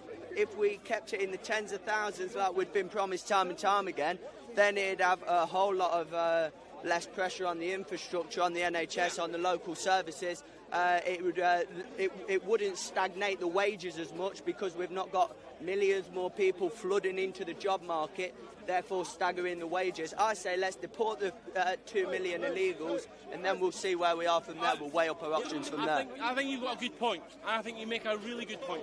The reason my answer was different from your answer is I was trying to be compassionate. But for me personally, I don't know what the... See, you know, the thing is, when it comes to compassionate and when it comes to, be kind and we need to embrace diversity, diversity is our strength. When it comes to compassion for these illegal migrants, refugees, call them what you will, I tend to, if we live next to a war-torn country, I tend to lose compassion from maybe through the first safe country they go through, maybe the second country they go through, maybe the third country. But what they do is they travel all the way through Europe in a criminal enterprise, paying thousands of pounds, and then wait for the cherry on the cake. 97% of these people, ONS statistics, are males. But that's a good point. I'll be honest with you, my honest opinion on it was that I did think that there was too much. But it's my first time at Speaker's Corner, so I was trying to be compassionate. So because when you think about it, a lot of the people that you're talking about are here, like like immigrants and stuff. And so if you say, well, they're not welcome here, then it's a dangerous thing to be engaging in. Would you agree? No, not necessarily. I wouldn't say that. I wouldn't say that going with democracy, going with what people vote for. If you've got government saying we're going to, Keir Starmer said it. You don't want to become an island of strangers. He said it, you don't want to be. It's not. There's nothing. You think borders for a reason then? Of course, but there's nothing sensible about having millions of people coming into a country every single year. The best thing with Speaker's Corner, right? It's actually my first time here as well, right? Best thing, you've got your opinion. We live in a so-called free country. 11,000 arrests per year for online offences. It doesn't necessarily seem that way. Just have your opinion and speak to people. That's all I can suggest for you, mate. But yeah, you know, you make a point. You've got your opinion. I think that's all I've got to say. Anyway, we'll hand it back to Brother Wendell. No. So if you stay there, I see you around London everywhere. How comes this is the first time I've seen you at Speaker's Corner? Well, you know what? It's been one that I've thought about for a while, and then I was in Brentwood this morning. Didn't have anything else on. Are you a citizen's journalist? See, I don't really like the term citizen journalist because I think it's a term that gets thrown around too much. But hence the reason I'm introducing it, and we can discuss that. How would you describe yourself? Because you've always got a camera, you've always got a microphone, and you're always recording and you're always uploading. So how do you describe yourself? Are you an auditor? No, I'd say I'm a political commentator, and then I wouldn't say auditor. The thing is with these words, it gets thrown around too much. I'd definitely say I'm my own individual. Like I said, I come here on my own today. But what are you doing when you're going around the streets with a camera, with a microphone, capturing what happens and interviewing people? I would personally say I'm a journalist because I've So are you a one of the NUJ journalists, or are you not associated with them? I would say I'm completely freelance. Number one, I'll be completely honest, I don't know what that is. But as for journalism... But are you not falling into the citizen journalism camp? But then I would say to that, my friend, I'd say, remember that asylum seeker that you saw at that hotel, who was standing there going like this, threatening to slit someone's throat? That was me that filmed it. Remember when Essex Police was giving was cooperating and coordinating with the far left agitators when they came down deliberately to provoke and to intimidate families? Me and another friend of mine, Gouchy Reports, was the ones that filmed that. Ultimately, that concluded with the Chief Constabulary of Essex Remember, Police when you talk, you must also conference. point the microphone, because I love good sound, so you must always point the microphone at your mouth. Right, I've got you. That made the Essex Police Chief of Constabulary... Hold on, let me show you how to do it. Go on. Like that. See, some type of journalist I am. So the one that made the Essex Police Chief of Constabulary come out and give an interview about it, a press conference about it, that was me and a friend of mine, Gouchy Reports, that broke that. Nigel Farage also came out and gave a massive press conference about that. There's also been quite a few other... The PlayStation 5s in the migrant hotels, remember that video? That was another one of mine. So... And I'm also currently working on a couple of documentaries about the migrant hotels and other things. So I wouldn't necessarily say there's anything citizen about the work that me or Wendell or a lot of the other people in this scene are doing. Can I disagree with you? The reason I disagree with you, I'm not linked directly or indirectly to the national journalists. Aye. Yeah. You know, I'm a man on the streets. People know me. People know you. And I do describe myself. I'm a normal citizen on the streets trying to get the truth, whatever that is. But in doing so, I'm trying to do that by setting standards of behaviour. Hence the reason I asked you the question, because I'm worried about the standards of behaviour being exhibited by auditors and some citizens journalists. Hence the reason I use the term. Because hence the reason why I tried to. No. We can't just be pulling away from the fact that's what we do. Yeah, let's stick there for a moment. Yeah, for example, yeah, there was a video released earlier on this week involving AY audits. Have you seen that? Yeah, let's talk about that. Yeah. Technically, he's trying to get me cancelled first. I'm joking. You asked me. No. I've chatted with AY. Yeah. And I'm friends with AY. So have I. Spoke to him. Yeah. So say no more. Yeah. So the point being, yeah, we saw a video with AY. Yeah, down in Coventry, middle of the night. We saw something allegedly happened, and then we saw another video coming out about something that allegedly happened. The point being is that I am 100% disgusted at what I saw in both videos. I did love, and I told AY, I did love his approach in going to Coventry to investigate. I disagreed with how he did it in the middle of the night. Technically on his own. Don't agree with that because there's too many dangers involved. And I understand that he alleged that he was attacked as a direct result of being attacked. He retaliated in self-defense. That is not the type of stuff we as citizens journalists. Not about. I'm not referring to the retaliation. All the stuff that's transpired after he was confronted. That is not journalism. Well, it's an interesting point. I don't know any of the fallout that happened after it. Are you talking about the incident when the police showed up, or any?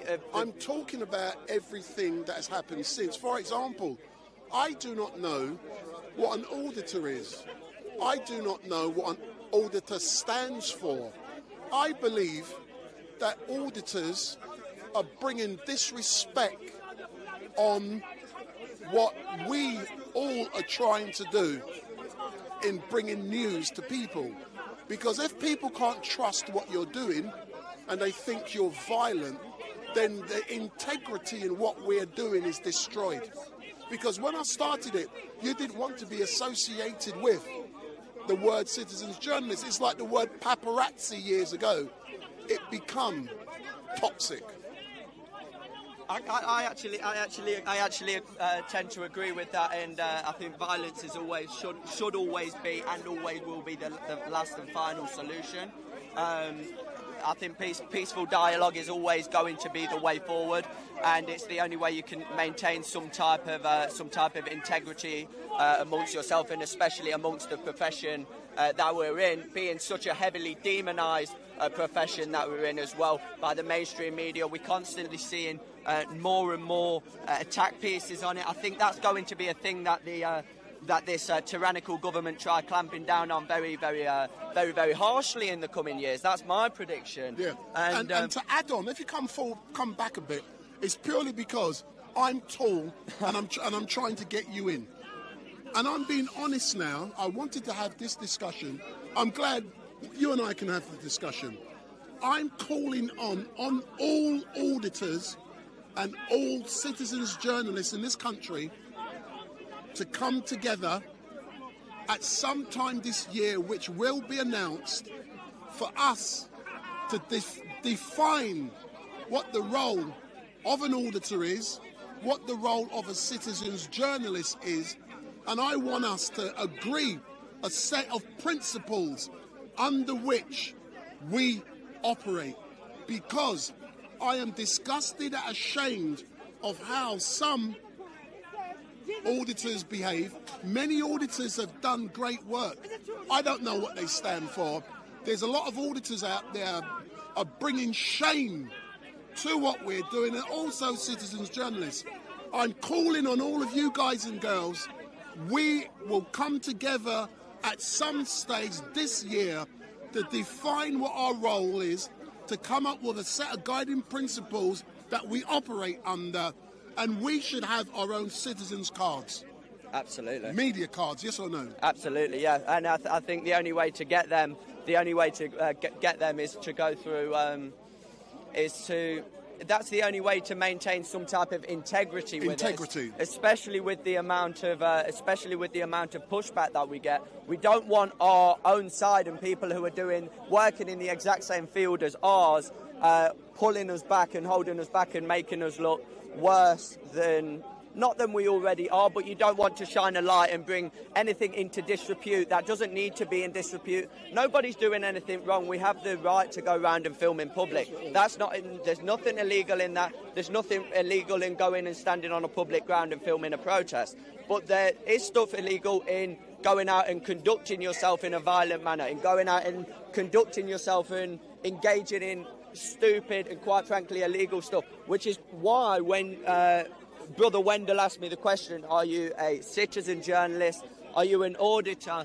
I don't really know how to answer it, because on one hand you could just have some idiot with a camera go up to you in your face and go, I'm a citizen journalist, so it doesn't really mean a whole lot. That's why I don't really refer to myself in for them terms. But absolutely there needs to be quite a frank and long discussion between the auditors, between the citizen journalists as they are, because these are only very new terms.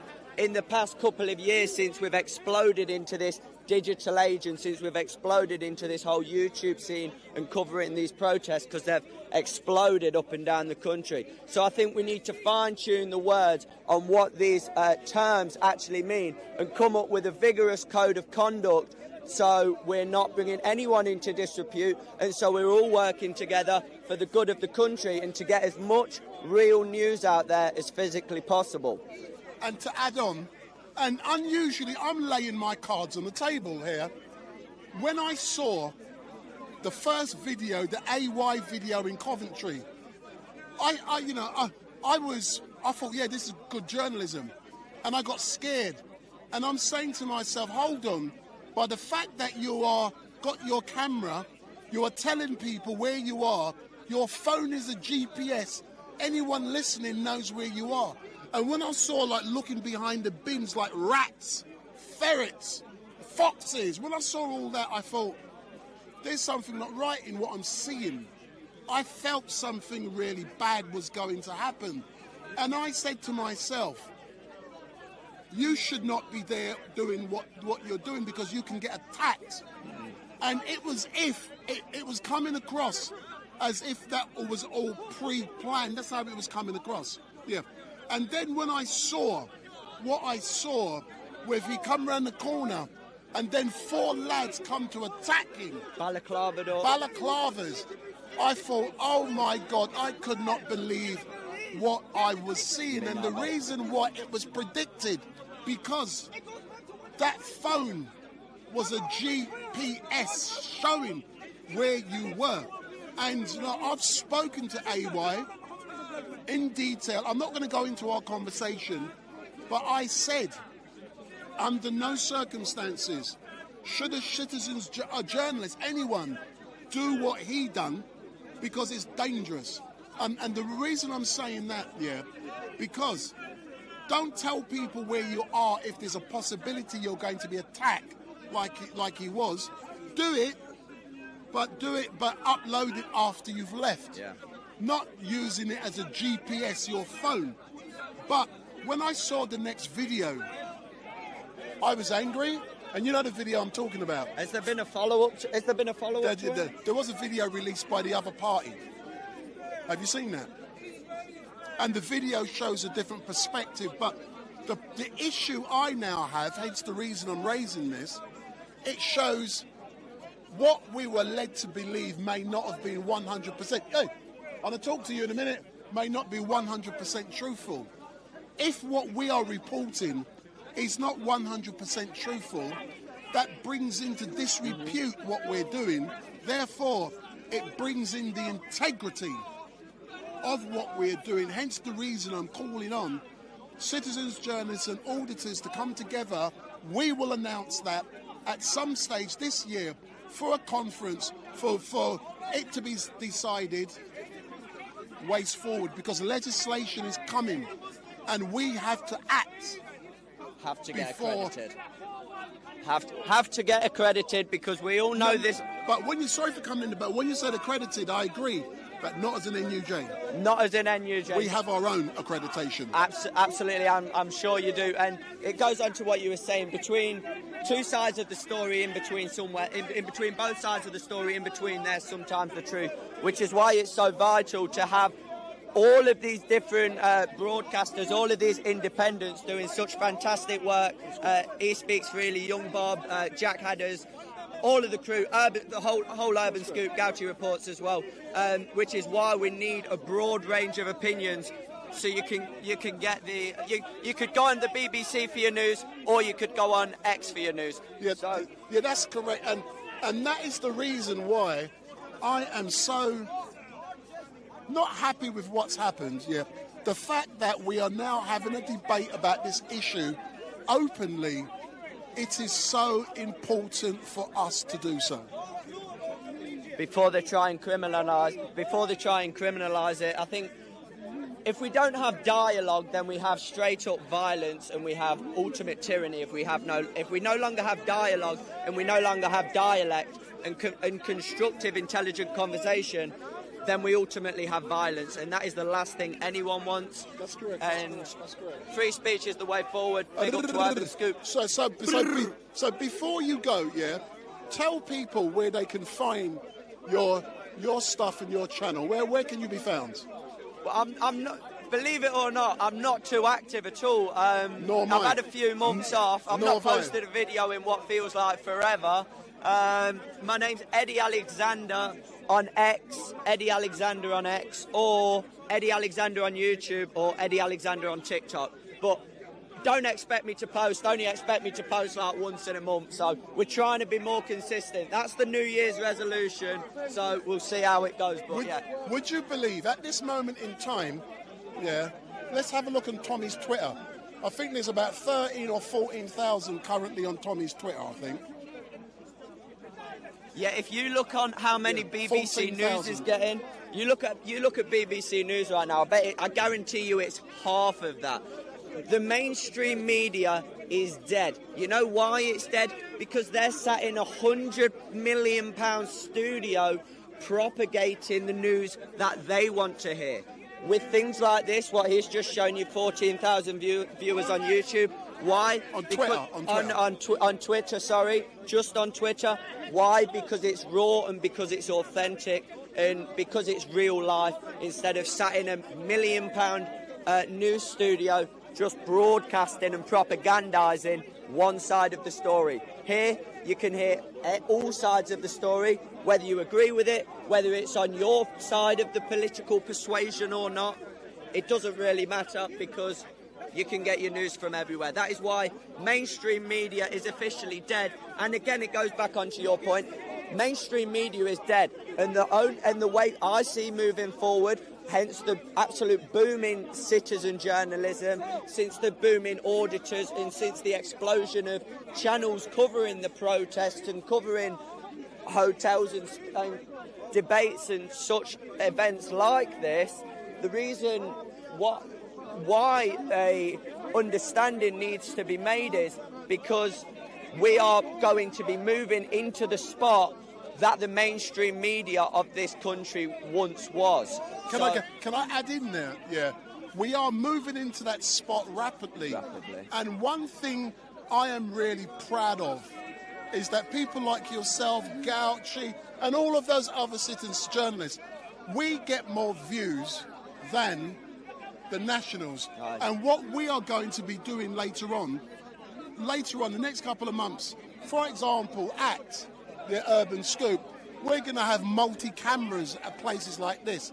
We'll be able to switch from one camera to another. One thing I love doing is engaging with people online.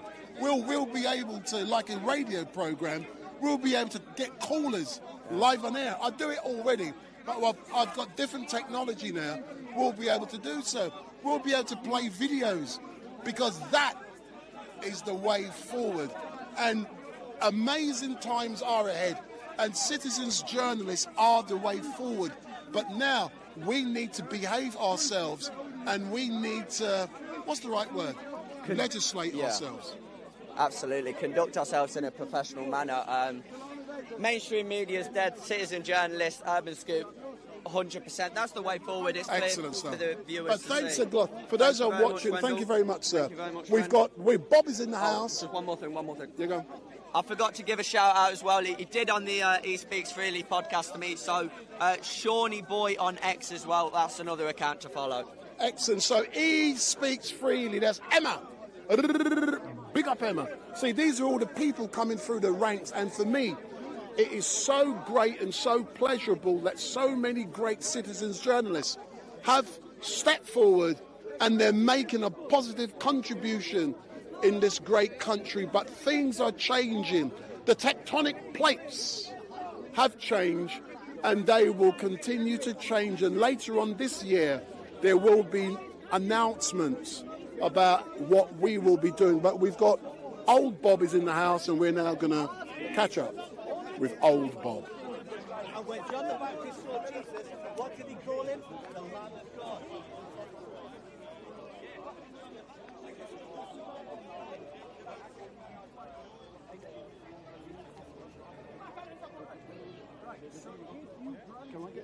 We are acknowledging that it is not belief in one God that makes you superior. No. Are you conceding that point? It is that I am right in what I said. That was what you said. Look, and I'm saying that what I was hashing out, it wasn't that any belief in one God is simply superior just because of the agent in reference to the being. Are you saying that there are no Muslims who believe in one God but don't worship one God?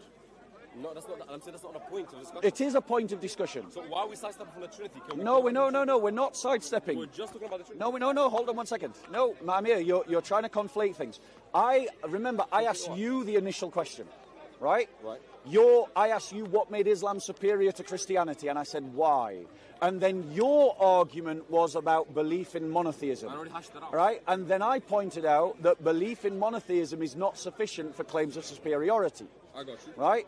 No, Amir, it is important. It is important because there are lots of Muslims who will literally go around this park saying Islam is better than Christianity because Muslims believe in one God. They literally say that. They literally say that. With you believing in three gods is which you have not substantiated. So, one second, because you're making the claim. You're the prosecution. You are making the claim that we Christians believe in one God. My Bible's in my bag. I challenge you. Show me any verse in Scripture that teaches that we Christians believe in three gods. That's a bad response. I'll tell you why. Can you show me? I got you. I'm going to respond. Yeah, go on. Because Rob, right? What's your name? What's your name again? Bob. Bob, I apologize. Bob is saying that, hey, Muslims accuse Christians of believing in one God, but on three gods, but there's no verse in the Bible that says it. What Bob doesn't understand is that a belief and the entailment of belief are both binding upon a believer. What that means is, if I say, for example, a proposition, the entailment of that proposition, a true entailment of that proposition, is as valid as the proposition itself. So, although you don't profess three gods, the entailment of your belief is three gods, and therefore it's still going to be binding. And under that statement, a Muslim is justified in saying that you affirm three gods, although you don't affirm by tongue. Okay, may I reply to that? But no, we have to get back to the Trinity. Wait, I want to reply to that because I disagree with that statement. If someone claims to believe in something, and then you say to them, well, actually, really, you believe this. That's a bad faith argument. That's a straw man. That's a straw man argument, and that's what Muslims are doing to Christians on the Trinity. Every Christian everywhere believes in one God. Every statement the church has ever released, every document the church has ever released, every hymn the church has ever wrote, every commentary on every verse of Scripture affirms the belief in one God. The idea that we believe in three gods because of how Muslims want to try and misconstrue philosophy is a bad faith argument. If you are going to accuse Christians of believing in something, you have to provide your evidence from our sources. An example, and this is not me going to get into a side argument, I am not proposing we debate this, but I say Muhammad married his first cousin. I can demonstrate that from Islamic sources. I say that Muslims believe in first cousin marriages. I can demonstrate that from Islamic sources. I can say that first cousin marriages are bad for us. 15% of people born from first cousin marriages have genetic anomalies. I can prove that from science, from the observational studies. In other words, if you make a claim, you have to back it up. And it is not sufficient to just go, here's my sophism, here's my clever words, here's my misconstruing of your belief, therefore you believe in three gods. I would appreciate if the like, So would you like it timed? Shall we do it timed? Fine, yeah. Yeah. Just because that's fine. No, that's fine. No, that's fine. That's fine. I have a tendency to go on. So here's the point what Amir has to do. He has to show to us from our sources, not his words, but from our sources that we believe in three gods. Just like I prove what I say about Islam from their sources. Before I respond, I just have a clarifying question, and I hope it doesn't go long-winded, because, again, I keep it very short and concise as a response, and for some reason you go on to... If you want it time, we can do it time. That's totally fine. Give me a second. The one question to you is do you agree that a true entailment of a belief is binding upon a believer as much as the proposition of the belief itself? Yes, so long as that... Wait. So long as the entailment is a true description. What do you mean by that it is an accurate description. So let me give you an example. Let me give you an example. Muslims bow down to the Kaaba. Bowing down is an act of worship. If I misconstrue Muslims' beliefs, that would be saying that they worship the Kaaba. That's a misrepresentation of Islamic belief. That's why the way I phrased the question, and I don't know why you do this, the way I said the question is a true entailment. True picks out, just give me a second, brother. True entailment picks out that which is actual in reality. Based on a true statement. When you say based on true statement, it's just as saying true entailment. It's based on a true description. In other words, if you describe the entailment wrong, shall we do this time? If it's a wrong entailment, then it can't be true entailment. No, if it's a wrong description of an entailment, it's also false. Exactly. Right, thank you. So go on. No, Bob, just give me a second, because you like to go long-winded when things are very simple. Yes. That's why I qualified true entailment. Yes. By true entailment, it means true description, right? Yes, it has to. It has to, exactly. Which is what I'm saying you're not doing. Exactly. That's fine. The whole point is that I get you to agree that a true entailment of a belief is identical in relation to how it prescribes upon a believer.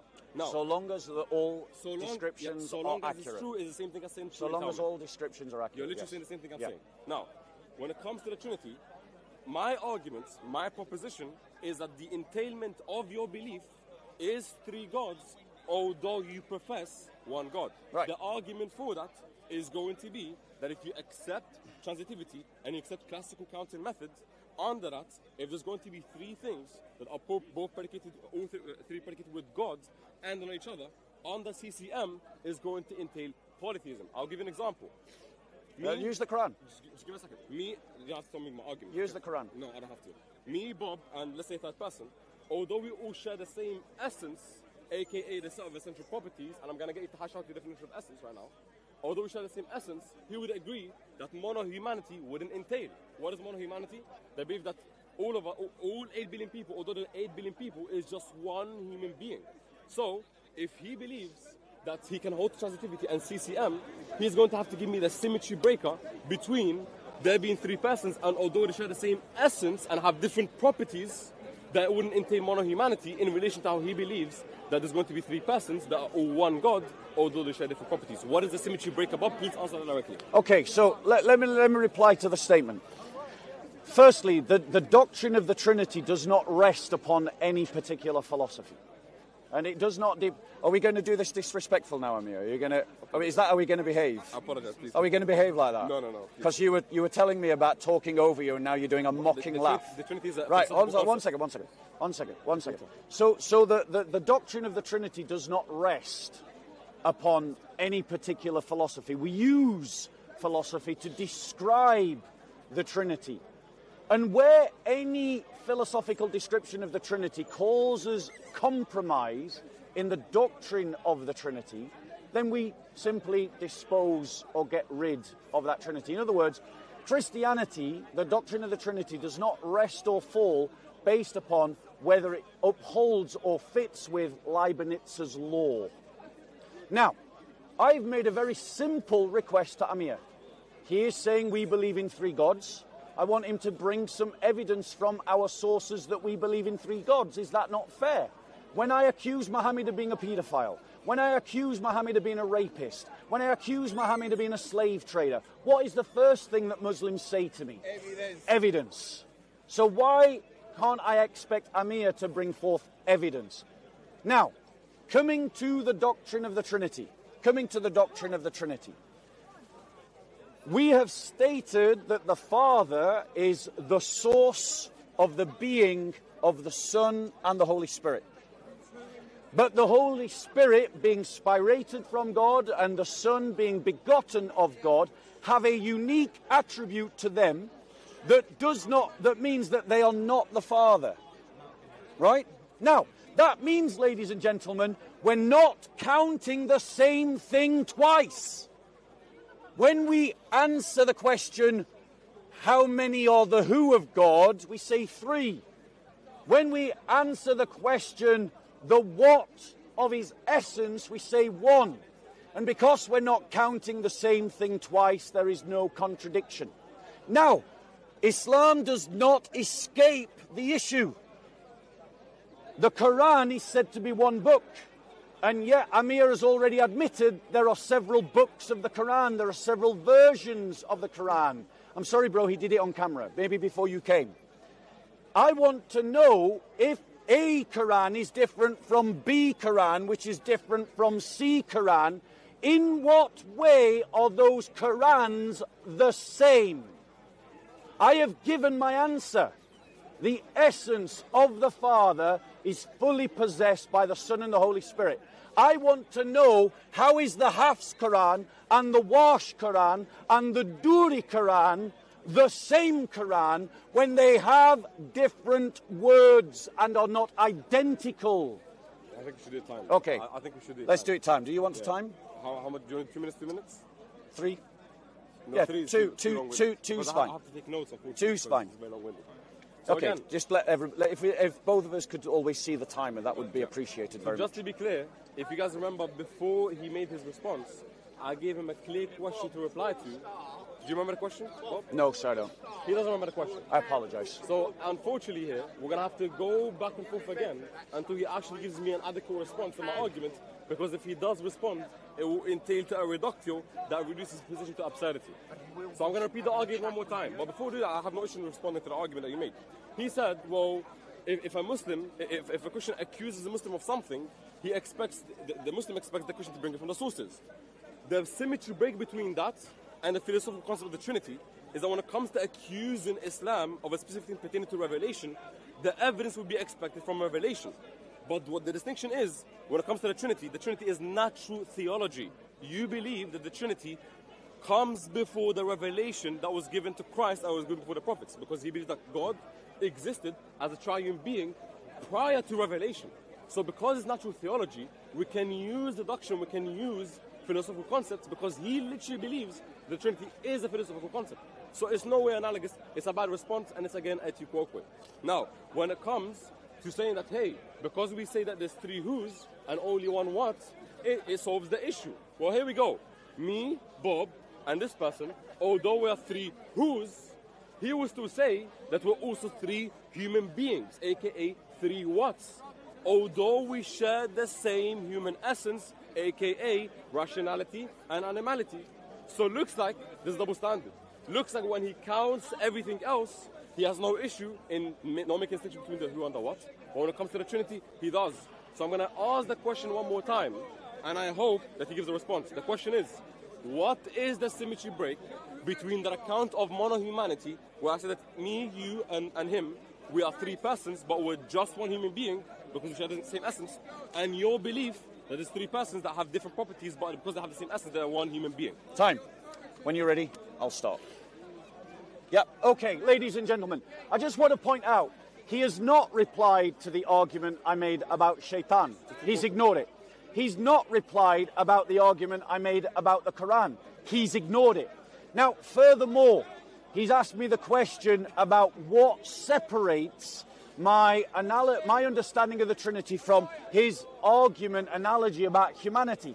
Fair question, I'll answer it, and then maybe when I've answered it, he'll actually bother to answer just one of my questions. Maybe he'll reply to just one of my arguments. So, the difference between man and God is this, that God is the creator and not like his creation. That is something that I'm sure every Muslim can appreciate. And so the way in which God shares a common essence, a common substance, is not the same way in which we share a common essence and a common substance. In other words, the analogy of human beings, three persons, one humanity, ladies and gentlemen, is exactly that. It's analogous. It's parallel to, it's not the same. Secondly, I argued earlier that for the entailment of the belief to be as binding as the root of the belief, that the description of the entailment and the description of the belief must be accurate. His argument is based upon something that the church has consistently rejected, the confusion of the persons. He is arguing for confusion of the persons. And if he has arrived at that conclusion from Leibniz's law, then that means for the Christian, assuming that he has rendered Leibniz's law accurately, that Leibniz's law is not sufficient to describe the Trinity. Now I want him to answer my question about the Quran and not run away from it. Right, here we go. Here we go. Now, 2 minutes. Now, I'm going to quickly respond to his arguments about shaitan and Quran, although he didn't invoke shaitan in the prior discussion, in the part prior to the time being put. Now, when it comes to shaitan, I already granted you that if you're going to hash out belief not to be identical to worship, then that's fine. Because when I said that belief does entail worship, and therefore is going to be superior in that sense. But because you hashed out your terms, after you qualified your terms, then I have no issue in granting that distinction. That's done. When it comes to the Quran, I already told you that there's going to be a symmetry break, in that insofar as multiple readings, that means that when we say there's one Quran, all that means is that it references back to one author. That's all it means. Right? So when it comes to the Trinity, because there's a who-what distinction, the Quran doesn't have a who-what distinction. The Quran simply has being, it doesn't have personhood. So there's a clear symmetry break in that. So the first question to you is, does the Quran have personhood? Please note it down so you can answer it, because I'm noting down what you're saying. That's the first question. Second of all, he said that the break in the analogy is that the way that God is one is not the same way that humans are one in essence. So here we go. When we say that two subjects share a set of predicates in relation to how it relates to humans and how it relates to God, Bob, I would like you to give an account of the symmetry break of what is it about the sharing of God that entails in being one being, but the sharing of predicates on the one soul, aka humanity, that doesn't entail them one human being. Because if you're going to stay consistent, it's going to entail mono-humanity. And again, him saying that God is unlike creation doesn't help, because although he believes that God is unlike creation, he still individuates the persons the same way he individuates everything else. Why? Because he says that because there's different properties said of each person, therefore they're not going to be identical to each other. Time. Therefore, they're three different persons. Right. Ladies and gentlemen, you all heard it. Firstly, he concedes that believing is not sufficient to claim superiority, which is where this debate started. So it is not enough to say, I believe in one God, O Muslims, and that makes you superior. It's about believing in the right God and about worshipping him. Secondly, he accepts that the thing that makes these different Qurans the same is that they have the same source, Muhammad. So the Father and the Son and the Holy Spirit, with the Father as the source of the essence of the Spirit and the Son, is sufficient to make them same, ladies and gentlemen. If it works for his Quran, it works for the Trinity. Thirdly, ladies and gentlemen, when it comes, and you'll have to forgive me, I am being a bit distracted by the Muslim heckler over there. In terms of the essence, the Father, the Son, and the Holy Spirit have one will, perform one act, have one power, and they themselves have that nature, that eternal nature. They perform the same activity. They are the creator. There's no distinction between their wills. Now, he said about the Quran having personhood. At a generic, everyday level, I'd agree with him. The Quran does not have personhood. It does have being. But that does not escape Leibniz's law, because nothing in Leibniz's law says this is just for persons. It's about beings as well. But more complicated, the hadiths say that the Quran will intercede to Allah. That is an attribute of personhood. So the word of Allah, according to the hadith, takes on personhood and intercedes to Allah. So one of his own attributes becomes a person and talks back to him. So Time. Okay, good. So it looks like Bob seems to feel the pressure, and because he feels the pressure, I really don't. He has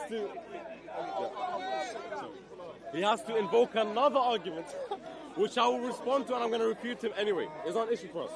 But before I do that, let me quickly respond to his absolute trash responses pertaining to how the Quran is going to be analogous to how the Trinity is. It's not going to be analogous. You said that when it comes to Leibniz's law, it applies beyond personhood. Well, that assumes that we say that A is identical to B and B is identical to C.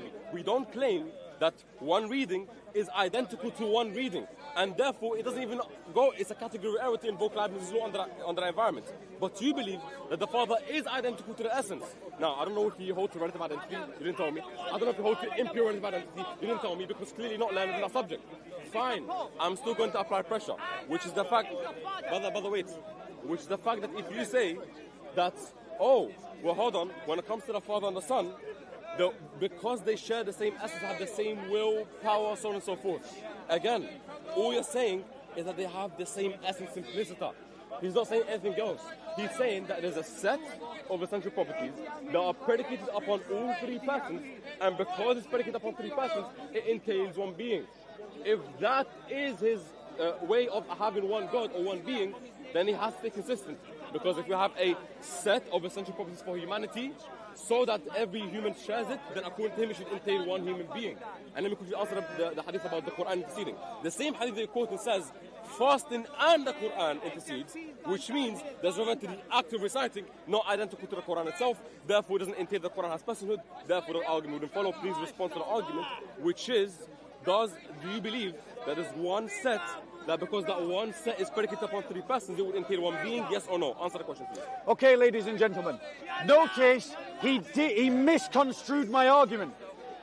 He said that Muslims don't say that one reading is like another reading. We already know that. Why is he telling us something that was assumed at the basis of the argument? Repeating my own arguments back to me doesn't help him prove his point.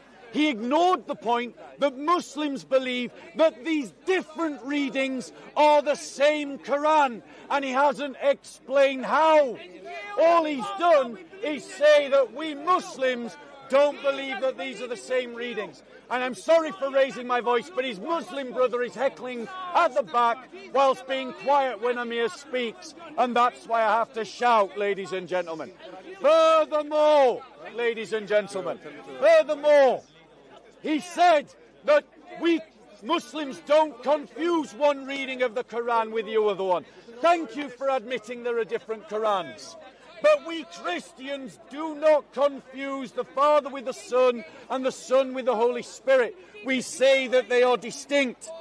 It would be better for Amir to prosecute his argument not from Leibniz's law, which even if it did prove his argument, would simply be dismissed as philosophy insufficient to the task, and to actually make his argument from Christian sources.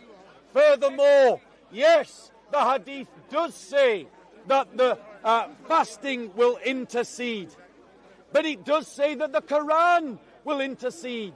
Just pointing out that it says fasting will intercede doesn't get away from the fact that the Quran is said to intercede. Intercession is an attribute of person. There's other hadiths that talk about individual surahs interceding. So it gets even worse. And in those hadiths, it doesn't mention fasting. So this is personhood to the Quran. Time. Now, before I respond, because going back and forth... Notice the heckler's gone. Yeah. Before I told him to stay quiet, by the way. Thank you. Before I respond, I need to cash out your position because we can't keep going back and forth if I don't know your position. Do you hold the transitivity, yes or no? So, I'm happy to work with transitivity. No, listen, Amir, the smug smiles are just going to backfire on you, mate. Listen, you've asked me a question, I'm going to answer it. Right. You've asked me about transitivity. If you had listened to my argument, I hold to it or not, that's it. I hold to it, I don't hold to it, so I continue my response. Right. Here's my answer. In a single sentence. No, it's my camera. That's fine, push it back. Come back. I'm good, brother. Push the camera back, then I'll go back. Because you're in front of that one. Because you're covering the mic. Then it's going to be awkward. How does that work? That's great, sir. That's probably spin the cameras. They're just going to turn the cameras on me. That's fine. Right. Go ahead. So I am happy to use transitivity up to the point that transitivity does not contradict orthodoxy. Okay, so if it does contradict, you reject it? If it does not work with orthodoxy, then it's insufficient to describe it. Okay, good. Here we go. Yeah, here we go. So the response is going to be simple. There's going to be a symmetry break between the Quran in relation to transitivity and Islam's law and your position, because you just said that you reject transitivity if it contradicts. Obviously you do. Contradicts what? Orthodoxy. Thank you. Which is that if A equals B and B equals C, A would equal C. So if you say that the Father is identical to the essence and the Son is identical to the essence, that would entail that the Father is the Son, right? No. So what's identity in the case? Because the Leibniz's law is not sufficient to the Trinity, because we don't simply say that they share an essence. We say that they have unique attributes that make them distinct. I'm not asking that. And that's not being covered, is it? Do you believe that the Father is identical to the essence? The Father is the possessor of the essence. No, is identical to it. So the Father doesn't get his divinity from some third essence. The Father's essence is the Father's essence that is poured into the Son and the Holy Spirit. Identity is whatever is true of A is true of B. Do you hold to that? Amir, I'm giving you... No, listen. But I mean, I'm answering it within the framework that I've already outlaid in this debate. No, I'm saying it is clear. It is clear in the way that you're prosecuting, and we'll maybe just we'll restart time because it's broken down. So we'll give you another minute. I need this position to be cleared out because otherwise I can't. Right, I'm going to try and clear it for you. Right. I think for us to prosecute this conversation in an edifying way that's educational to both, you need to move on from Leibniz's law. Listen. You need to move on from Leibniz's law, and you need to do what I asked you to do, which is use our sources to show that we believe in three gods. That's fine, but just tell me, if identity means whatever is true of... Just give me a second, brother.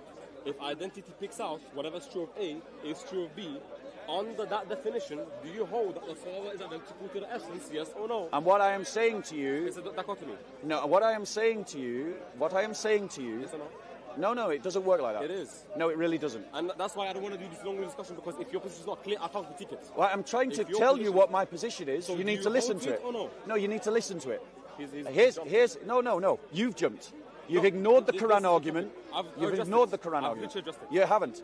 So in what way are the Qurans the same? That's fine. Just because you don't believe my answer is sufficient doesn't mean I haven't addressed it, Bob. You haven't. Distinction. And vice versa, bro. No, because you're not answering my question. Amir. You didn't ask this dichotomy. I'm trying to help make sure that we can have a conversation that's edifying for both parties. That's fine. Right. But I need to know your position. I am trying to explain it to you. I'm going to explain it to you right now. Tell me if you hold to identity or not. So this is our position as Christians. I'm going to lay out Christian orthodoxy. If Leibniz's law cannot comprehend or deal with this orthodoxy, then Leibniz's law is not sufficient to engage in the discussion about whether Christians believe in three gods. That's not my question. We Christians believe in one God. We believe in Father, Son, and Holy Spirit.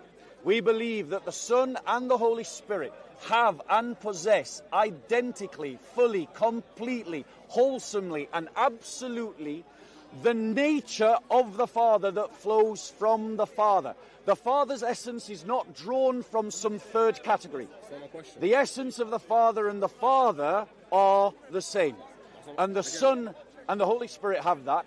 The Son and the Holy Spirit are not identical to the Father because in their personhood, they have attributes that are distinct from the Father. I know that, but Right. that's not my question. So that's our position. I know your position. That's our position. Right, great. So, Amir, now that I have stated what our position is, now that I've stated what our position is, now I have stated what our position is, you now need to engage with our position. No, that wasn't my question that I asked you. Go on. Guys, Bob is very afraid, for some reason, to cash out the definition of his terms, so I'm able to do a critique. Which definition do you want me to cash out? Let me finish, Bob. Because I already gave you 2 chances, and for some reason you're scared to do it. No, bro. Let me finish. Bro, let me finish. I've tried to tell you that Leibniz's law is clearly tripping you up. You have a reason to monologue or over me, right. so I don't address you. I'll come back to that point when I speak next. So again, he doesn't want to hash out his position because he knows that if he does, then there's going to be a good critique against his position. Bob, when it comes to identity, if identity means whatever predicate is true of A is true of B, do you hold that when you say that the Father is identical to the essence, do you hold in that definition of identity either you do or you don't? Right. So, ladies and gentlemen, the point I'm trying to make to Amir is clearly his grasp of Leibniz's law means that he is not engaging with the Christian position. This is crazy. So, if he wants... Sorry, are you want to... Wait, are we doing that? I don't want to give me a chance, so Amir. give me Amir, stop running. Stop running. I'm running? Listen, Amir. Listen to my position. And mocking laughter just demonstrates, bro. It's time, by the way. Right. Everyone sees to do it. Bro, no, bro. The point that I'm trying to make to you, Amir, is clearly you're not able to engage with the Christian position because as an absolute, ladies and gentlemen, we do not concede in any way that the Father is identical to the Son or that the Son is identical to the Holy Spirit. And if, ladies and gentlemen, the use of Leibniz's law means that in Amir's mind these two things have to be equivocated, they have to be crashed together, then clearly for this discussion, Leibniz's law is not sufficient for us to progress. That's the point that I'm trying to make to Amir. I am inviting Amir to make his argument from Christian sources. And also, I want to state clearly, he has not addressed the point of how the Warsh Quran and the Duri Quran and the Hafs Quran are the same Quran when they are not identical, ladies and gentlemen. We already know that they're not the same reading. I want to know in what way does he assert that they are one Quran when they are different texts. I got you. Guys, if you notice, the way that Bob wants to debate, he doesn't want to do it in a way that he engages in the substance. He wants to do it in a way where he goes on a monologue, draws out another argument. That way he thinks, I'm not going to go back and address it. I'm going to keep drowning you until you give your position. Because unfortunately, when it comes to Trinitarians, all Trinitarians hold that there is one God and 3 hypostases. But there is different ways that every Trinitarian hashes out or gives account of how they come to the conclusion of one God in 3 hypostases. Now, just so I don't strawman his position, I need to know his position. I need to know if he holds the Leibniz law. I need to know if he holds transitivity. All he's saying is, if it is the case that it does, I reject it. Well, I want to test that out. That way I can give a sufficient critique. Thereby, when I give it, you don't say, oh, well, that's not my position, and you move on. I want to stick it to your own position, so you don't backtrack. And again, I have it on tape. You said you accept transitivity earlier, and if you concede now, it's going to look bad. So pay attention, Bob. This is the question, and I hope everyone sees it because I'm not going to keep repeating myself. It's very simple. When it comes to identity, if identity means whatever predicate is true of A is also true of B, when we say that the Father is identical to the essence, do you hold that the Father is identical to the essence under that definition, or he's not? Which one is it? Okay, can I reply? No, respond to that question. I'm going to reply. So, ladies and gentlemen, notice he did not address the issue of the Quran. Again, how many times have I asked him about the Quran? In what way is the Hafs and the Warsh and the Duri the same, ladies and gentlemen? Now, let's be clear. Let's be clear, ladies and gentlemen. I want to say that any use of any philosophy that forces us to confuse the persons or forces us to divide the essence of God is insufficient to describe the Trinity. I was accepting the Leibniz law on the basis that it would not be used to misdescribe my belief. Amir has persistently tried to use Leibniz's law to misdescribe my belief. Let's be charitable to Amir and say that he has a perfect grasp of Leibniz's law and that he knows it better than I do. Fine. Then I simply say that it is an insufficient lexicon to describe the Trinity because it tries to shoehorn the Trinity into something that the Trinity is not. He wants to know my position. There is one God, Father, Son and Holy Spirit, who share one essence. We cannot divide the divinity and we cannot confuse the persons. Engage in my position. Stop trying to arm wrestle me into believing something that I don't. I do not believe we can confuse the persons. I do not believe we can divide the divinity. Prosecute your argument on that basis. Prosecute your argument from our sources. And please, for the good of us all, answer the question about the Quran. In what way are Hafs, Warsh and Duri the same? Go on. All right. Okay, here we go. First of all, it looks like I'm going to have to teach Bob English terms. First of all, there's one thing you need to know. A true dichotomy is that when a question is posed, there is only two possible answers to that question. If the answer falls outside the dichotomy, then it's a fallacious answer. So far, you've shown your inability to engage in dialectics because you don't understand basic hermeneutics in relation to how we're supposed to debate. A dichotomy entails that it's either a yes or a no. There is no third option, Bob. You have to learn how to debate, not monologue and preach. Okay? That's the first thing. Second of all, when it comes to the argument about the Quran, I already told you that we don't believe. He said, in what way are Hafs, Warsh and Duri the same? We don't believe they're the same. We understand that they're going to be distinct. But the distinction, the analogy is going to break because we don't assign personal and being to the Quran insofar as saying that there's one being of the Quran and three different persons. That's not analogous. It doesn't work. Okay? So it doesn't address the argument. So again, the question that I'm going to ask you, and this is the final time I'm going to ask because you're wasting my time, because you know that if you give your position regarding identity, I'm going to crush you, Bob. Unfortunately. So you have to give your position on the identity. And this is the last time I'm going to say it, because this guy's tiring me out.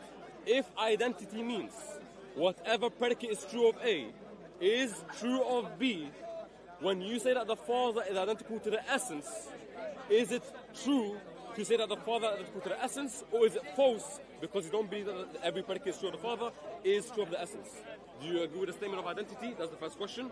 And do you hold to the position that the Father is identical to the essence? The only answer is yes, no, there is no third option, otherwise it's a fallacy. Let's see what he's going to give. Give us the answer, Bob. Okay, 2 minutes. Okay, ladies and gentlemen, did you hear an answer to the question about the Quran? No. Do Muslims in this pot go around saying there's 7 different Qurans? No. They go around and they say that there's one Quran. Well, I hope every Muslim is listening to Amir, because Amir has just admitted that there's multiple Qurans. Now, he knows and I know that that's not the deen of Islam. He knows and I know that Muslims say there's only one Quran. So he has not answered the question, in what way is Hafs, Warsh and Duri the Quran? The same Quran.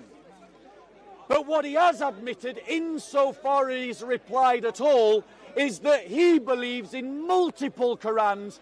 Thank you, Amir. That's something we Christians have been telling Muslims for years in this park.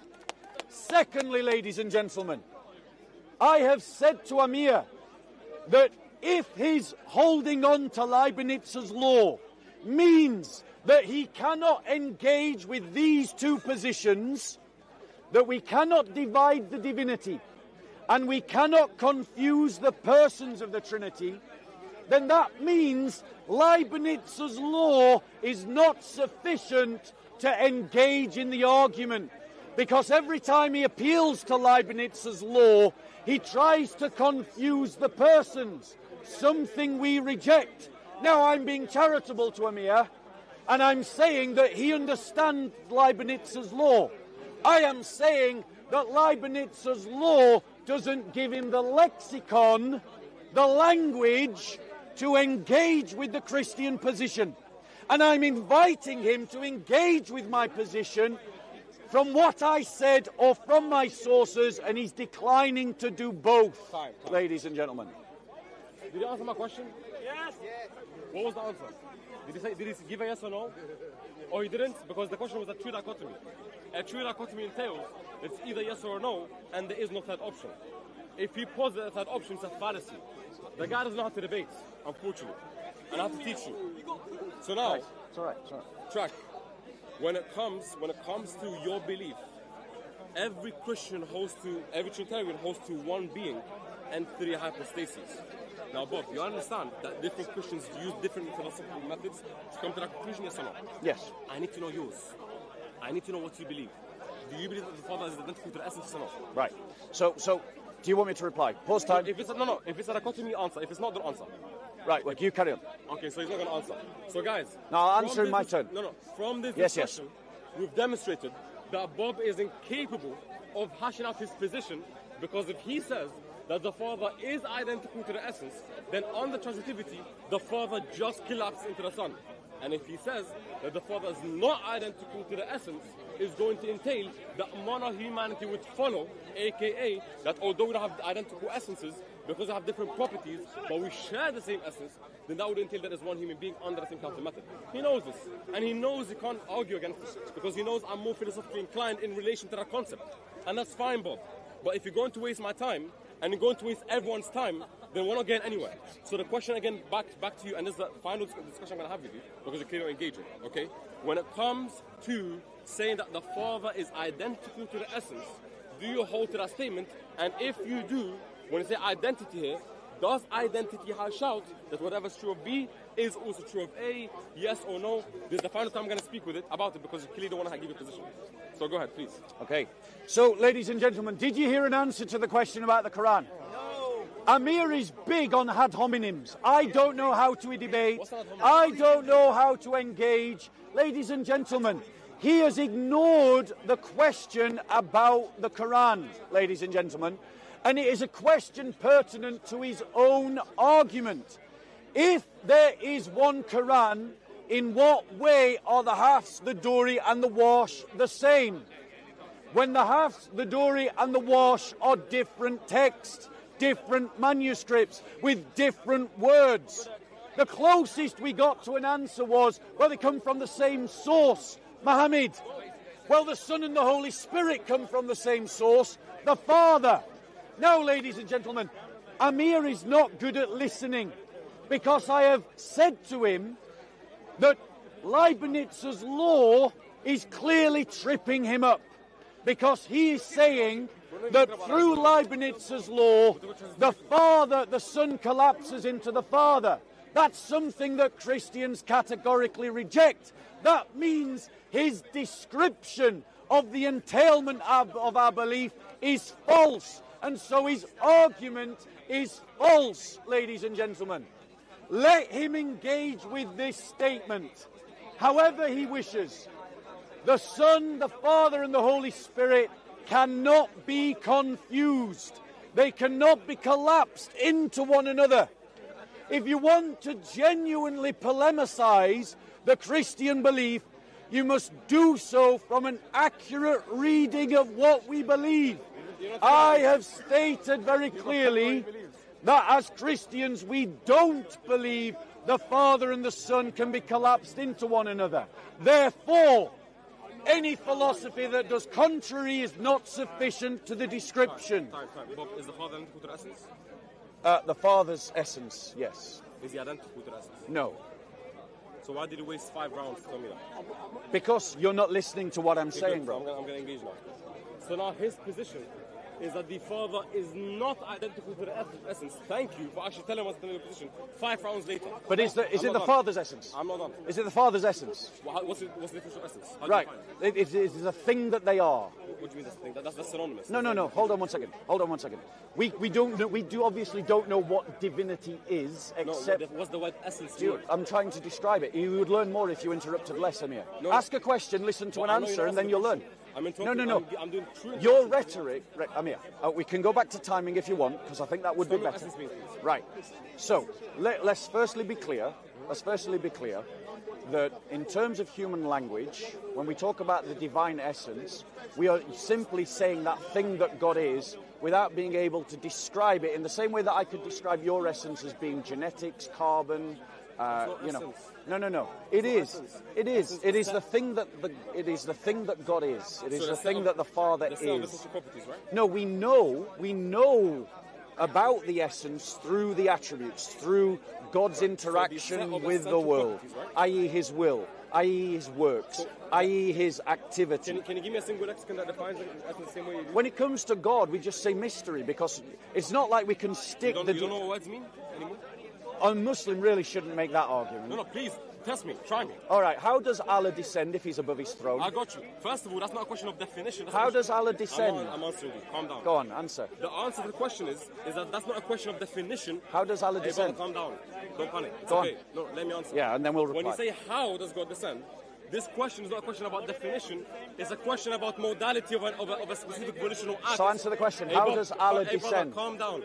It's okay. I'm waiting for your answer. So the question that you're asking me is not even analogous to what I'm asking you. Because calm down. Go on. How does it descend? Because I'm not asking you how does God have this essence. So how does He descend? He's panicking. He's in panic. No. You're panicking in because you know what you have to say as a Muslim. Well, go on then. I'm responding to you. So tell me how He descends. The answer to your question is, when you ask me how does God descend, it's not analogous to what I'm asking you. Don't interrupt. No. Because how does I'm He not descend? asking. Hey, but calm down. I am not asking you how does God have the divine essence. How does I'm He saying descend? that the term essence, independent of who is predicated to, how do you define it? How do you cash it out? That's How the does question He to you. descend? Answer the question. How do you define essence? Why are you running away from the question? Why are you running from my question? Amir, I asked you first. I'm trying to answer your question, but you keep interrupting. You can't catch me. I'm too far ahead of Amir, you. Answer the question. Amir, you're too much ego, bro. Too much ego. I know, I understand. Too much ego. With you, I have to Too much ego. Too much ego. Because you know Too you're much not ego. physically inclined, and you know I'm going to beat you to it. Answer the question. How does Allah descend? The word essence, how do you define it? Right, fine. I'm going to try again to give my description of essence. How do I define it? Definition. I'm going to give my definition. And give me someone who right? agrees with you. But then I want to see if he'll bother to answer this question. He didn't answer the Quran question. Let's see if he'll answer this question or whether he'll run from it. So I'm saying that the definition of God's essence, the definition of it is that thing that God is. That substance, that reality that makes God God. Is that the essential properties? And that we cannot describe it further because it's a mystery. It is beyond human description. But we know that God has an essence and that is what His divinity is made of. So I've given my definition, whether He likes it or not. Now let's see if He will actually answer my question. Simple question. How does Allah descend when He is said to be above His throne? Has nothing to do with the argument. Not an answer. Hey, Bob, calm down. Hey, calm down. What's the answer? The discussion was regarding the Trinity and whether His... What is the answer? Hey, Bob, calm down. What is the answer? No, calm down. You're running, man. Wait. So, if it was You're about not to answer running, questions, right? You're running. It doesn't feel good, You've right? been doing that the entire debate. It doesn't feel good to answer questions, right? You've been doing that the calm entire down, debate. let me answer you. Okay. Well, I would love to hear the I'm answer. going to respond to you. How does Allah descend? Yes, that's I'm not going to let you run away. Go on, brilliant. How does Allah descend? Go on, answer. Bob, do you think I'm stupid? Go on. Do you think I'm stupid? I'm waiting. I'm going to respond to your argument. I'm waiting for your answer. answer. And I'm not going to engage in anything. How does Allah brother, calm down. descend? I'm not going to engage in anything. No one's irate, Amir. Relax. Who's panicking now? Who's speaking over who now? I'm trying to respond That's to him. what you're doing. He's in full panic. Okay. But I'm going to refute We're going to wait for the answer to the question. How does Allah descend when Allah is above His throne? Shouting doesn't make you right. Answer Answer the question. Is anyone talking to you? Go on. Is anyone heckling you? Yes, you are. You're interrupted. Was it my turn to speak? You're interrupted. Thank you so much. It was my turn to speak, right? Was it Go on, I'm listening. Was it my turn to speak? I'm listening. So behave, please. Listen. So we can actually discuss because we're wasting everyone's time now. You are. Okay? When it comes to essence, he defined it as what a being is. In scholastics, this simply refers to the set of essential properties. So because that is hashed out, I can go ahead and proceed with my critique. So he doesn't believe in identity, and the false identical to the essence, aka whatever is true of A must be true of B. So the question still remains: what is the symmetry break in the analogy, if somebody was to hold to mono-humanity under the fact that there's one sotu, such that sotu is humanity, and three persons satisfy that sotu because they meet the essential properties found under sotu, aka rationality and animality. If they match that, then under your definition of what a being is, they are just one human being. What is that symmetry break? If you can't give a symmetry break, then it's not going to work. And also, when you say, oh, well, God's essence is different, well, that's not part of the analogy, because the definition of an analogy is to draw an analog between two examples. The analog here is the way that you count in relation to how a set of predicates is found under a single sotu. So you saying that God's essence is different doesn't change anything. So answer the question. What is the symmetry break? What is the symmetry break between the examples? If you can't account for one, he's simply running and doesn't want to engage because he knows he will get absolutely destroyed. And if he gives me a positive question about Allah descending, has nothing to do with the argument, I'm willing to discuss that another time with you. Right now we're talking about whether you believe in three gods. Go ahead. Okay, ladies and gentlemen, did you hear an answer to the question of how does Allah descend? No, exactly. And this is the problem with Amir. He thinks that the cameras are not recording. He thinks that the cameras aren't picking up the fact that he demands answers to questions whilst not answering questions, ladies and gentlemen. Now, I've tried to move this conversation on, assuming that Amir is a good faith debater, a good faith interlocutor, because I've tried to suggest to him that his use of Leibniz's law is tripping him up. I've invited him to deal with this statement that as Christians we don't believe that the Father and the Son can be collapsed into one another. That's just a categorical, fundamental, hard, foundational belief of the Trinity. If you can't engage with that, then you can't make an argument against the Trinity, ladies and gentlemen. And at no point has he done that.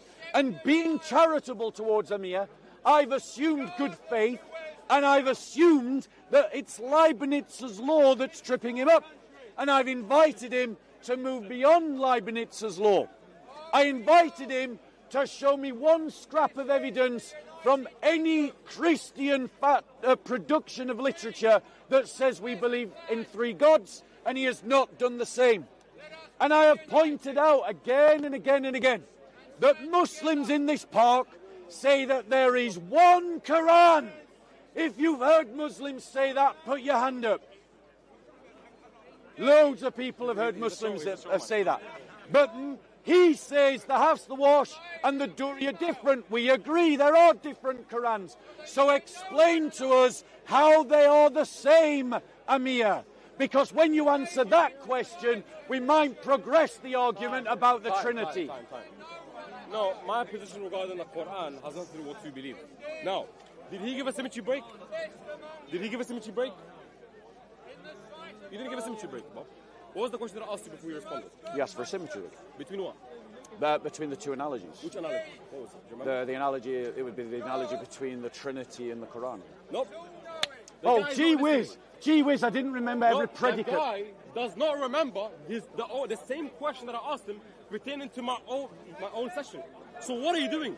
You're wasting everyone's time. I asked you, no, stop, because he just got caught up for not listening. No. The guy's preaching. No, I didn't. The guy is literally preaching. I asked him the question at the end of the discussion. I said, hey, what is the symmetry break between these two accounts? I asked him... What were the accounts? Stop. What were the accounts? No, you fumbled already. What were the accounts? You already fumbled. Well, tell us then. What was the accounts? I'm about to tell you. So that we can do the playback. Brother. So we can go and compare what he says to the camera. Go, tell us. Go on, tell us. Don't panic. You're already cool. I think you can't remember yourself. You're already cool. I remember. Go on then. I got you. Well, go on then. The symmetry break that he said supposedly was between the analogy of Christ and the Trinity and the Quran. Now roll back the tape. The symmetry break that I gave was between the Trinity and mono-humanity. One human. True. So fair, you fumbled. Fair. You're not a good listener, and you've exposed yourself as someone who's not literate, not philosophically inclined, doesn't know how to engage in hermeneutics, and there is no point in debating you because you're not hashing out a position and you're not giving a clear account of what you believe. I'm done speaking to you, to be honest. Okay, right, guys, let me respond. Guys, let me respond. Brother, let me respond. Let me respond, because Amir's running away. Amir's running away. Amir's running away.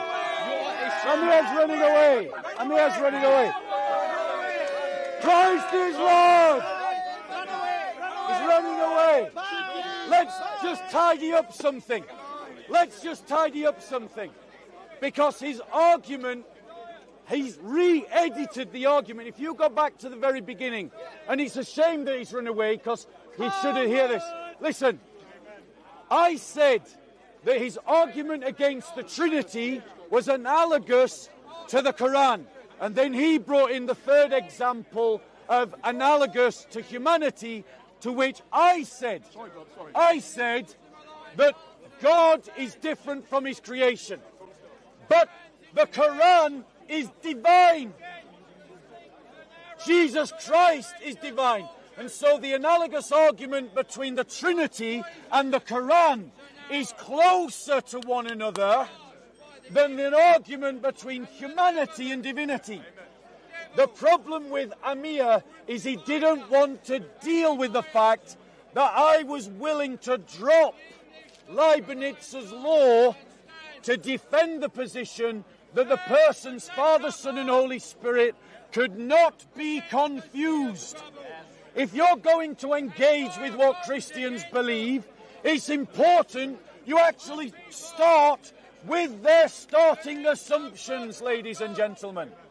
But he wanted to get us into a bind with lots of sophism and lots of ad hominem arguments against me, saying I couldn't debate, saying that I didn't know philosophy, saying that I wouldn't engage, that I was poor in hermeneutics, because he wanted me to agree with a law that by his construct could not describe the Trinity sufficiently, ladies and gentlemen.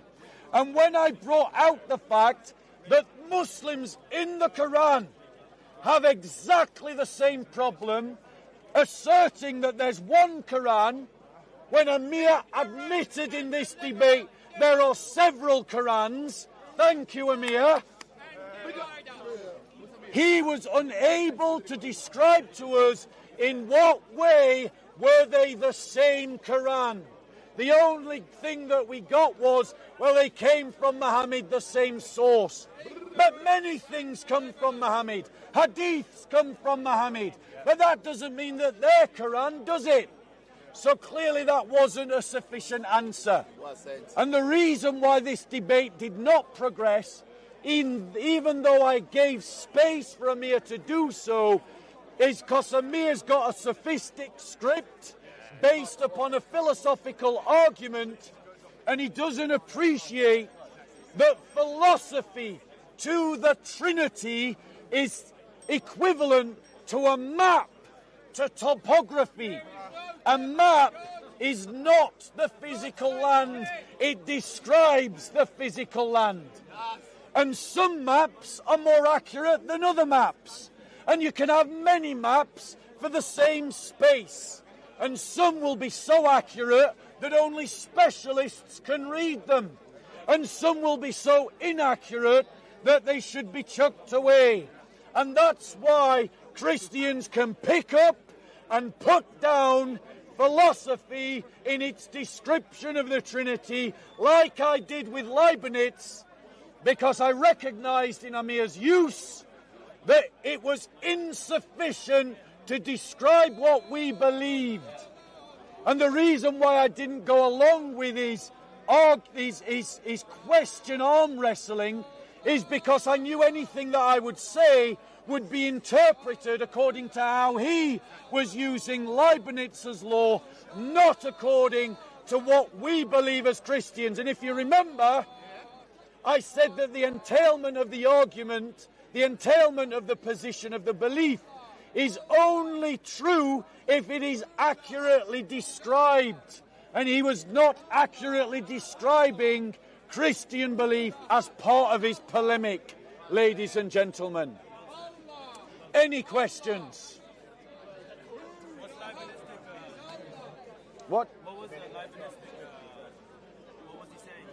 So I'm not a philosopher, but as I understand Leibniz's law, it is that if A and B share the same properties, if A is equivalent to B and C is equivalent to B, then C and A are the same. That's the argument. But the problem with that is, if you use it, Because there's nothing in Leibniz's law that says this only applies to persons, which was his defense when I used Leibniz's law on the Quran. There's nothing in Leibniz's reading that says this law of philosophy only applies to persons. No, it doesn't. It can be applied to anything, including books, ladies and gentlemen. So if Muslims are saying that 7 different books are all one book, then Leibniz's law applies. They have to describe to us how A and B and C are all the same when A and B and C are actually different, ladies and gentlemen.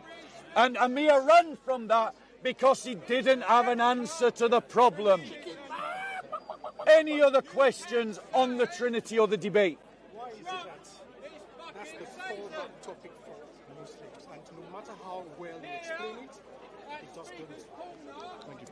Muslims attack the Trinity because the Quran gets the Trinity wrong.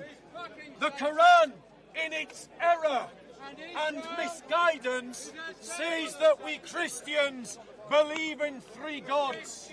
That is a lie. So for those of you who are watching, my name is Wendell Daniel and welcome to Urban Scoop, and we're coming to you live and direct, live and direct from Speaker's Corner, and we are live and direct on Tommy Robinson's Twitter page and also on Tommy Robinson's YouTube page. And like I said at the start, I did say we will be ending this live stream at 4 p.m. So we are due to end in a few moments.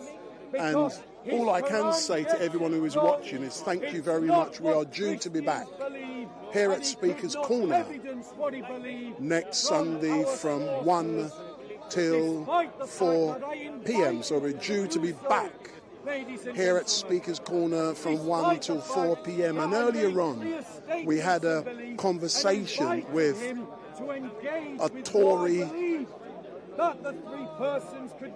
member, so a young man by the name of Oliver, who's a member of the Tory party, and Oliver supported Robert Jenrick in the election that took place, the leadership election of the Tory party that elected Kemi Badenoch as the leader of the Conservative. And as you know, last week Robert Jenrick jumped ship.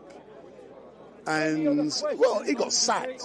And then he joined Nigel Farage with the other dodgy persons who were part of the Tory party. So, as you know, the Tory party is now filled with has-beens, dodgy people who are from the Tory party. And what was really amazing today was that Steve the Atheist, you all know him, he was due to engage with me today, and he was meant to come down and be here at 1 p.m.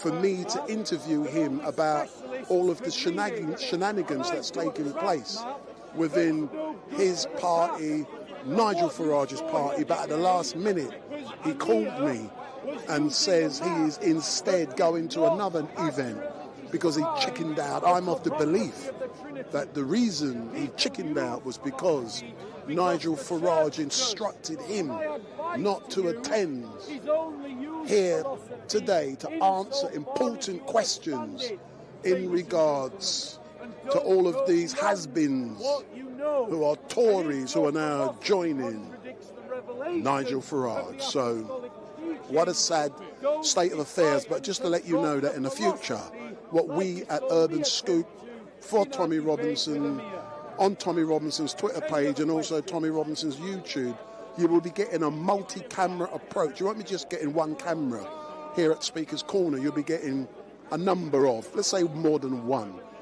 And we will be able to switch from one camera to another to see different debates taking place. What we will also be able to do is that we will be able, many of you on YouTube and the Twitter will know that I love to, oh my God, there's a nutcase who's here. Yeah, so many of you will know that I'm just watching a nutcase in the background. Yeah, I love to bring callers onto the line. So within 5-6 weeks down here at Speaker's Corner, we'll be able to got the technology, just like a radio show.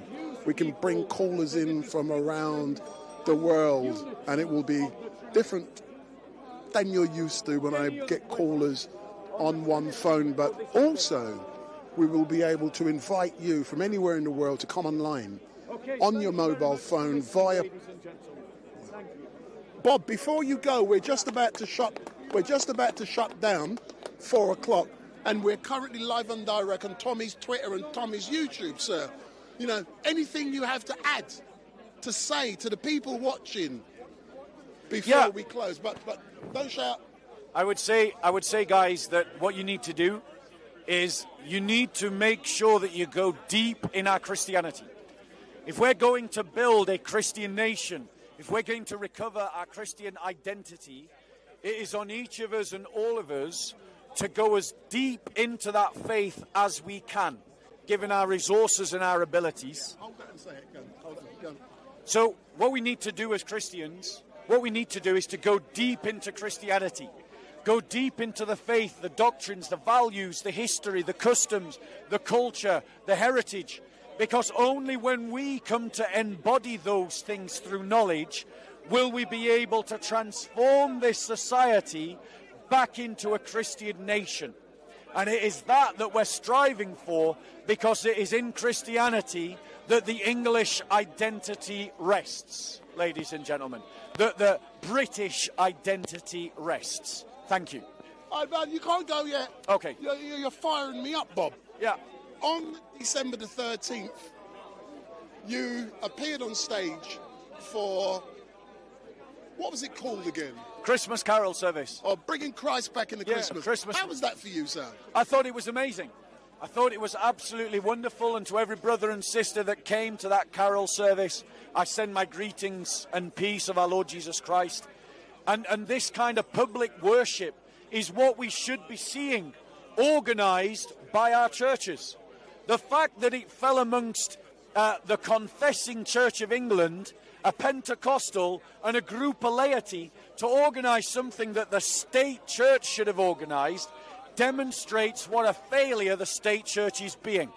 But I hope it becomes part of the heritage, customs and culture of this nation that once a year at Christmas we have a mass national gathering to celebrate the birth of Jesus Christ every year. And the final question, have I also seen you appearing on a podcast as well recently with Leon Tufts? Yes, I have. What was that like, Bob? Let people know. I mean, Liam Tufts is always a lovely person to have a conversation with. I really love him. I think that one day he'll become a Christian, and I hope that I get an invitation to his baptism. But the thing is, Liam is someone who has what the Bible calls is a man of goodwill. He's not a Christian, but he's throwing his weight behind the Christian church. And if you're not a Christian, but you value the Christian heritage of this nation, then get behind Christians that are fighting for a Christian nation. Lend us your support, and together we'll build an alliance that'll change our country for the better. Big up. See you next week, sir. Thank you very much. Yeah, for those of you who are watching behind the scenes, you know who you are. You have my permission to shut down. So those behind the scenes, you know who you are. You have my permission to shut down. Big up.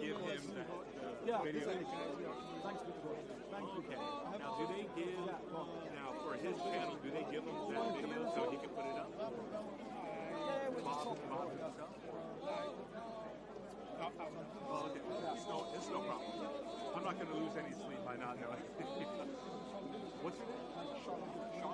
Dylan. Dylan. Okay. You see, there's no magic words that a Christian needs to use to bring someone to salvation. Someone wants to become a Christian. You could do that through just saying the Our Father. You could do that through what they call the sinner's prayer. You could do that from a pledge of allegiance. You can shut down there, boss. The reality is that Pardon. There isn't a prayer that makes someone a Christian. Thanks for Like that. someone is a Christian based upon a decision that they've made to put their trust in the salvific work of Jesus.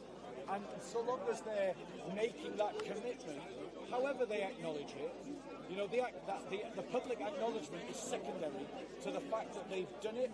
Ultimately, the biblical answer to your question is you baptize them. Yeah. You publicly baptize.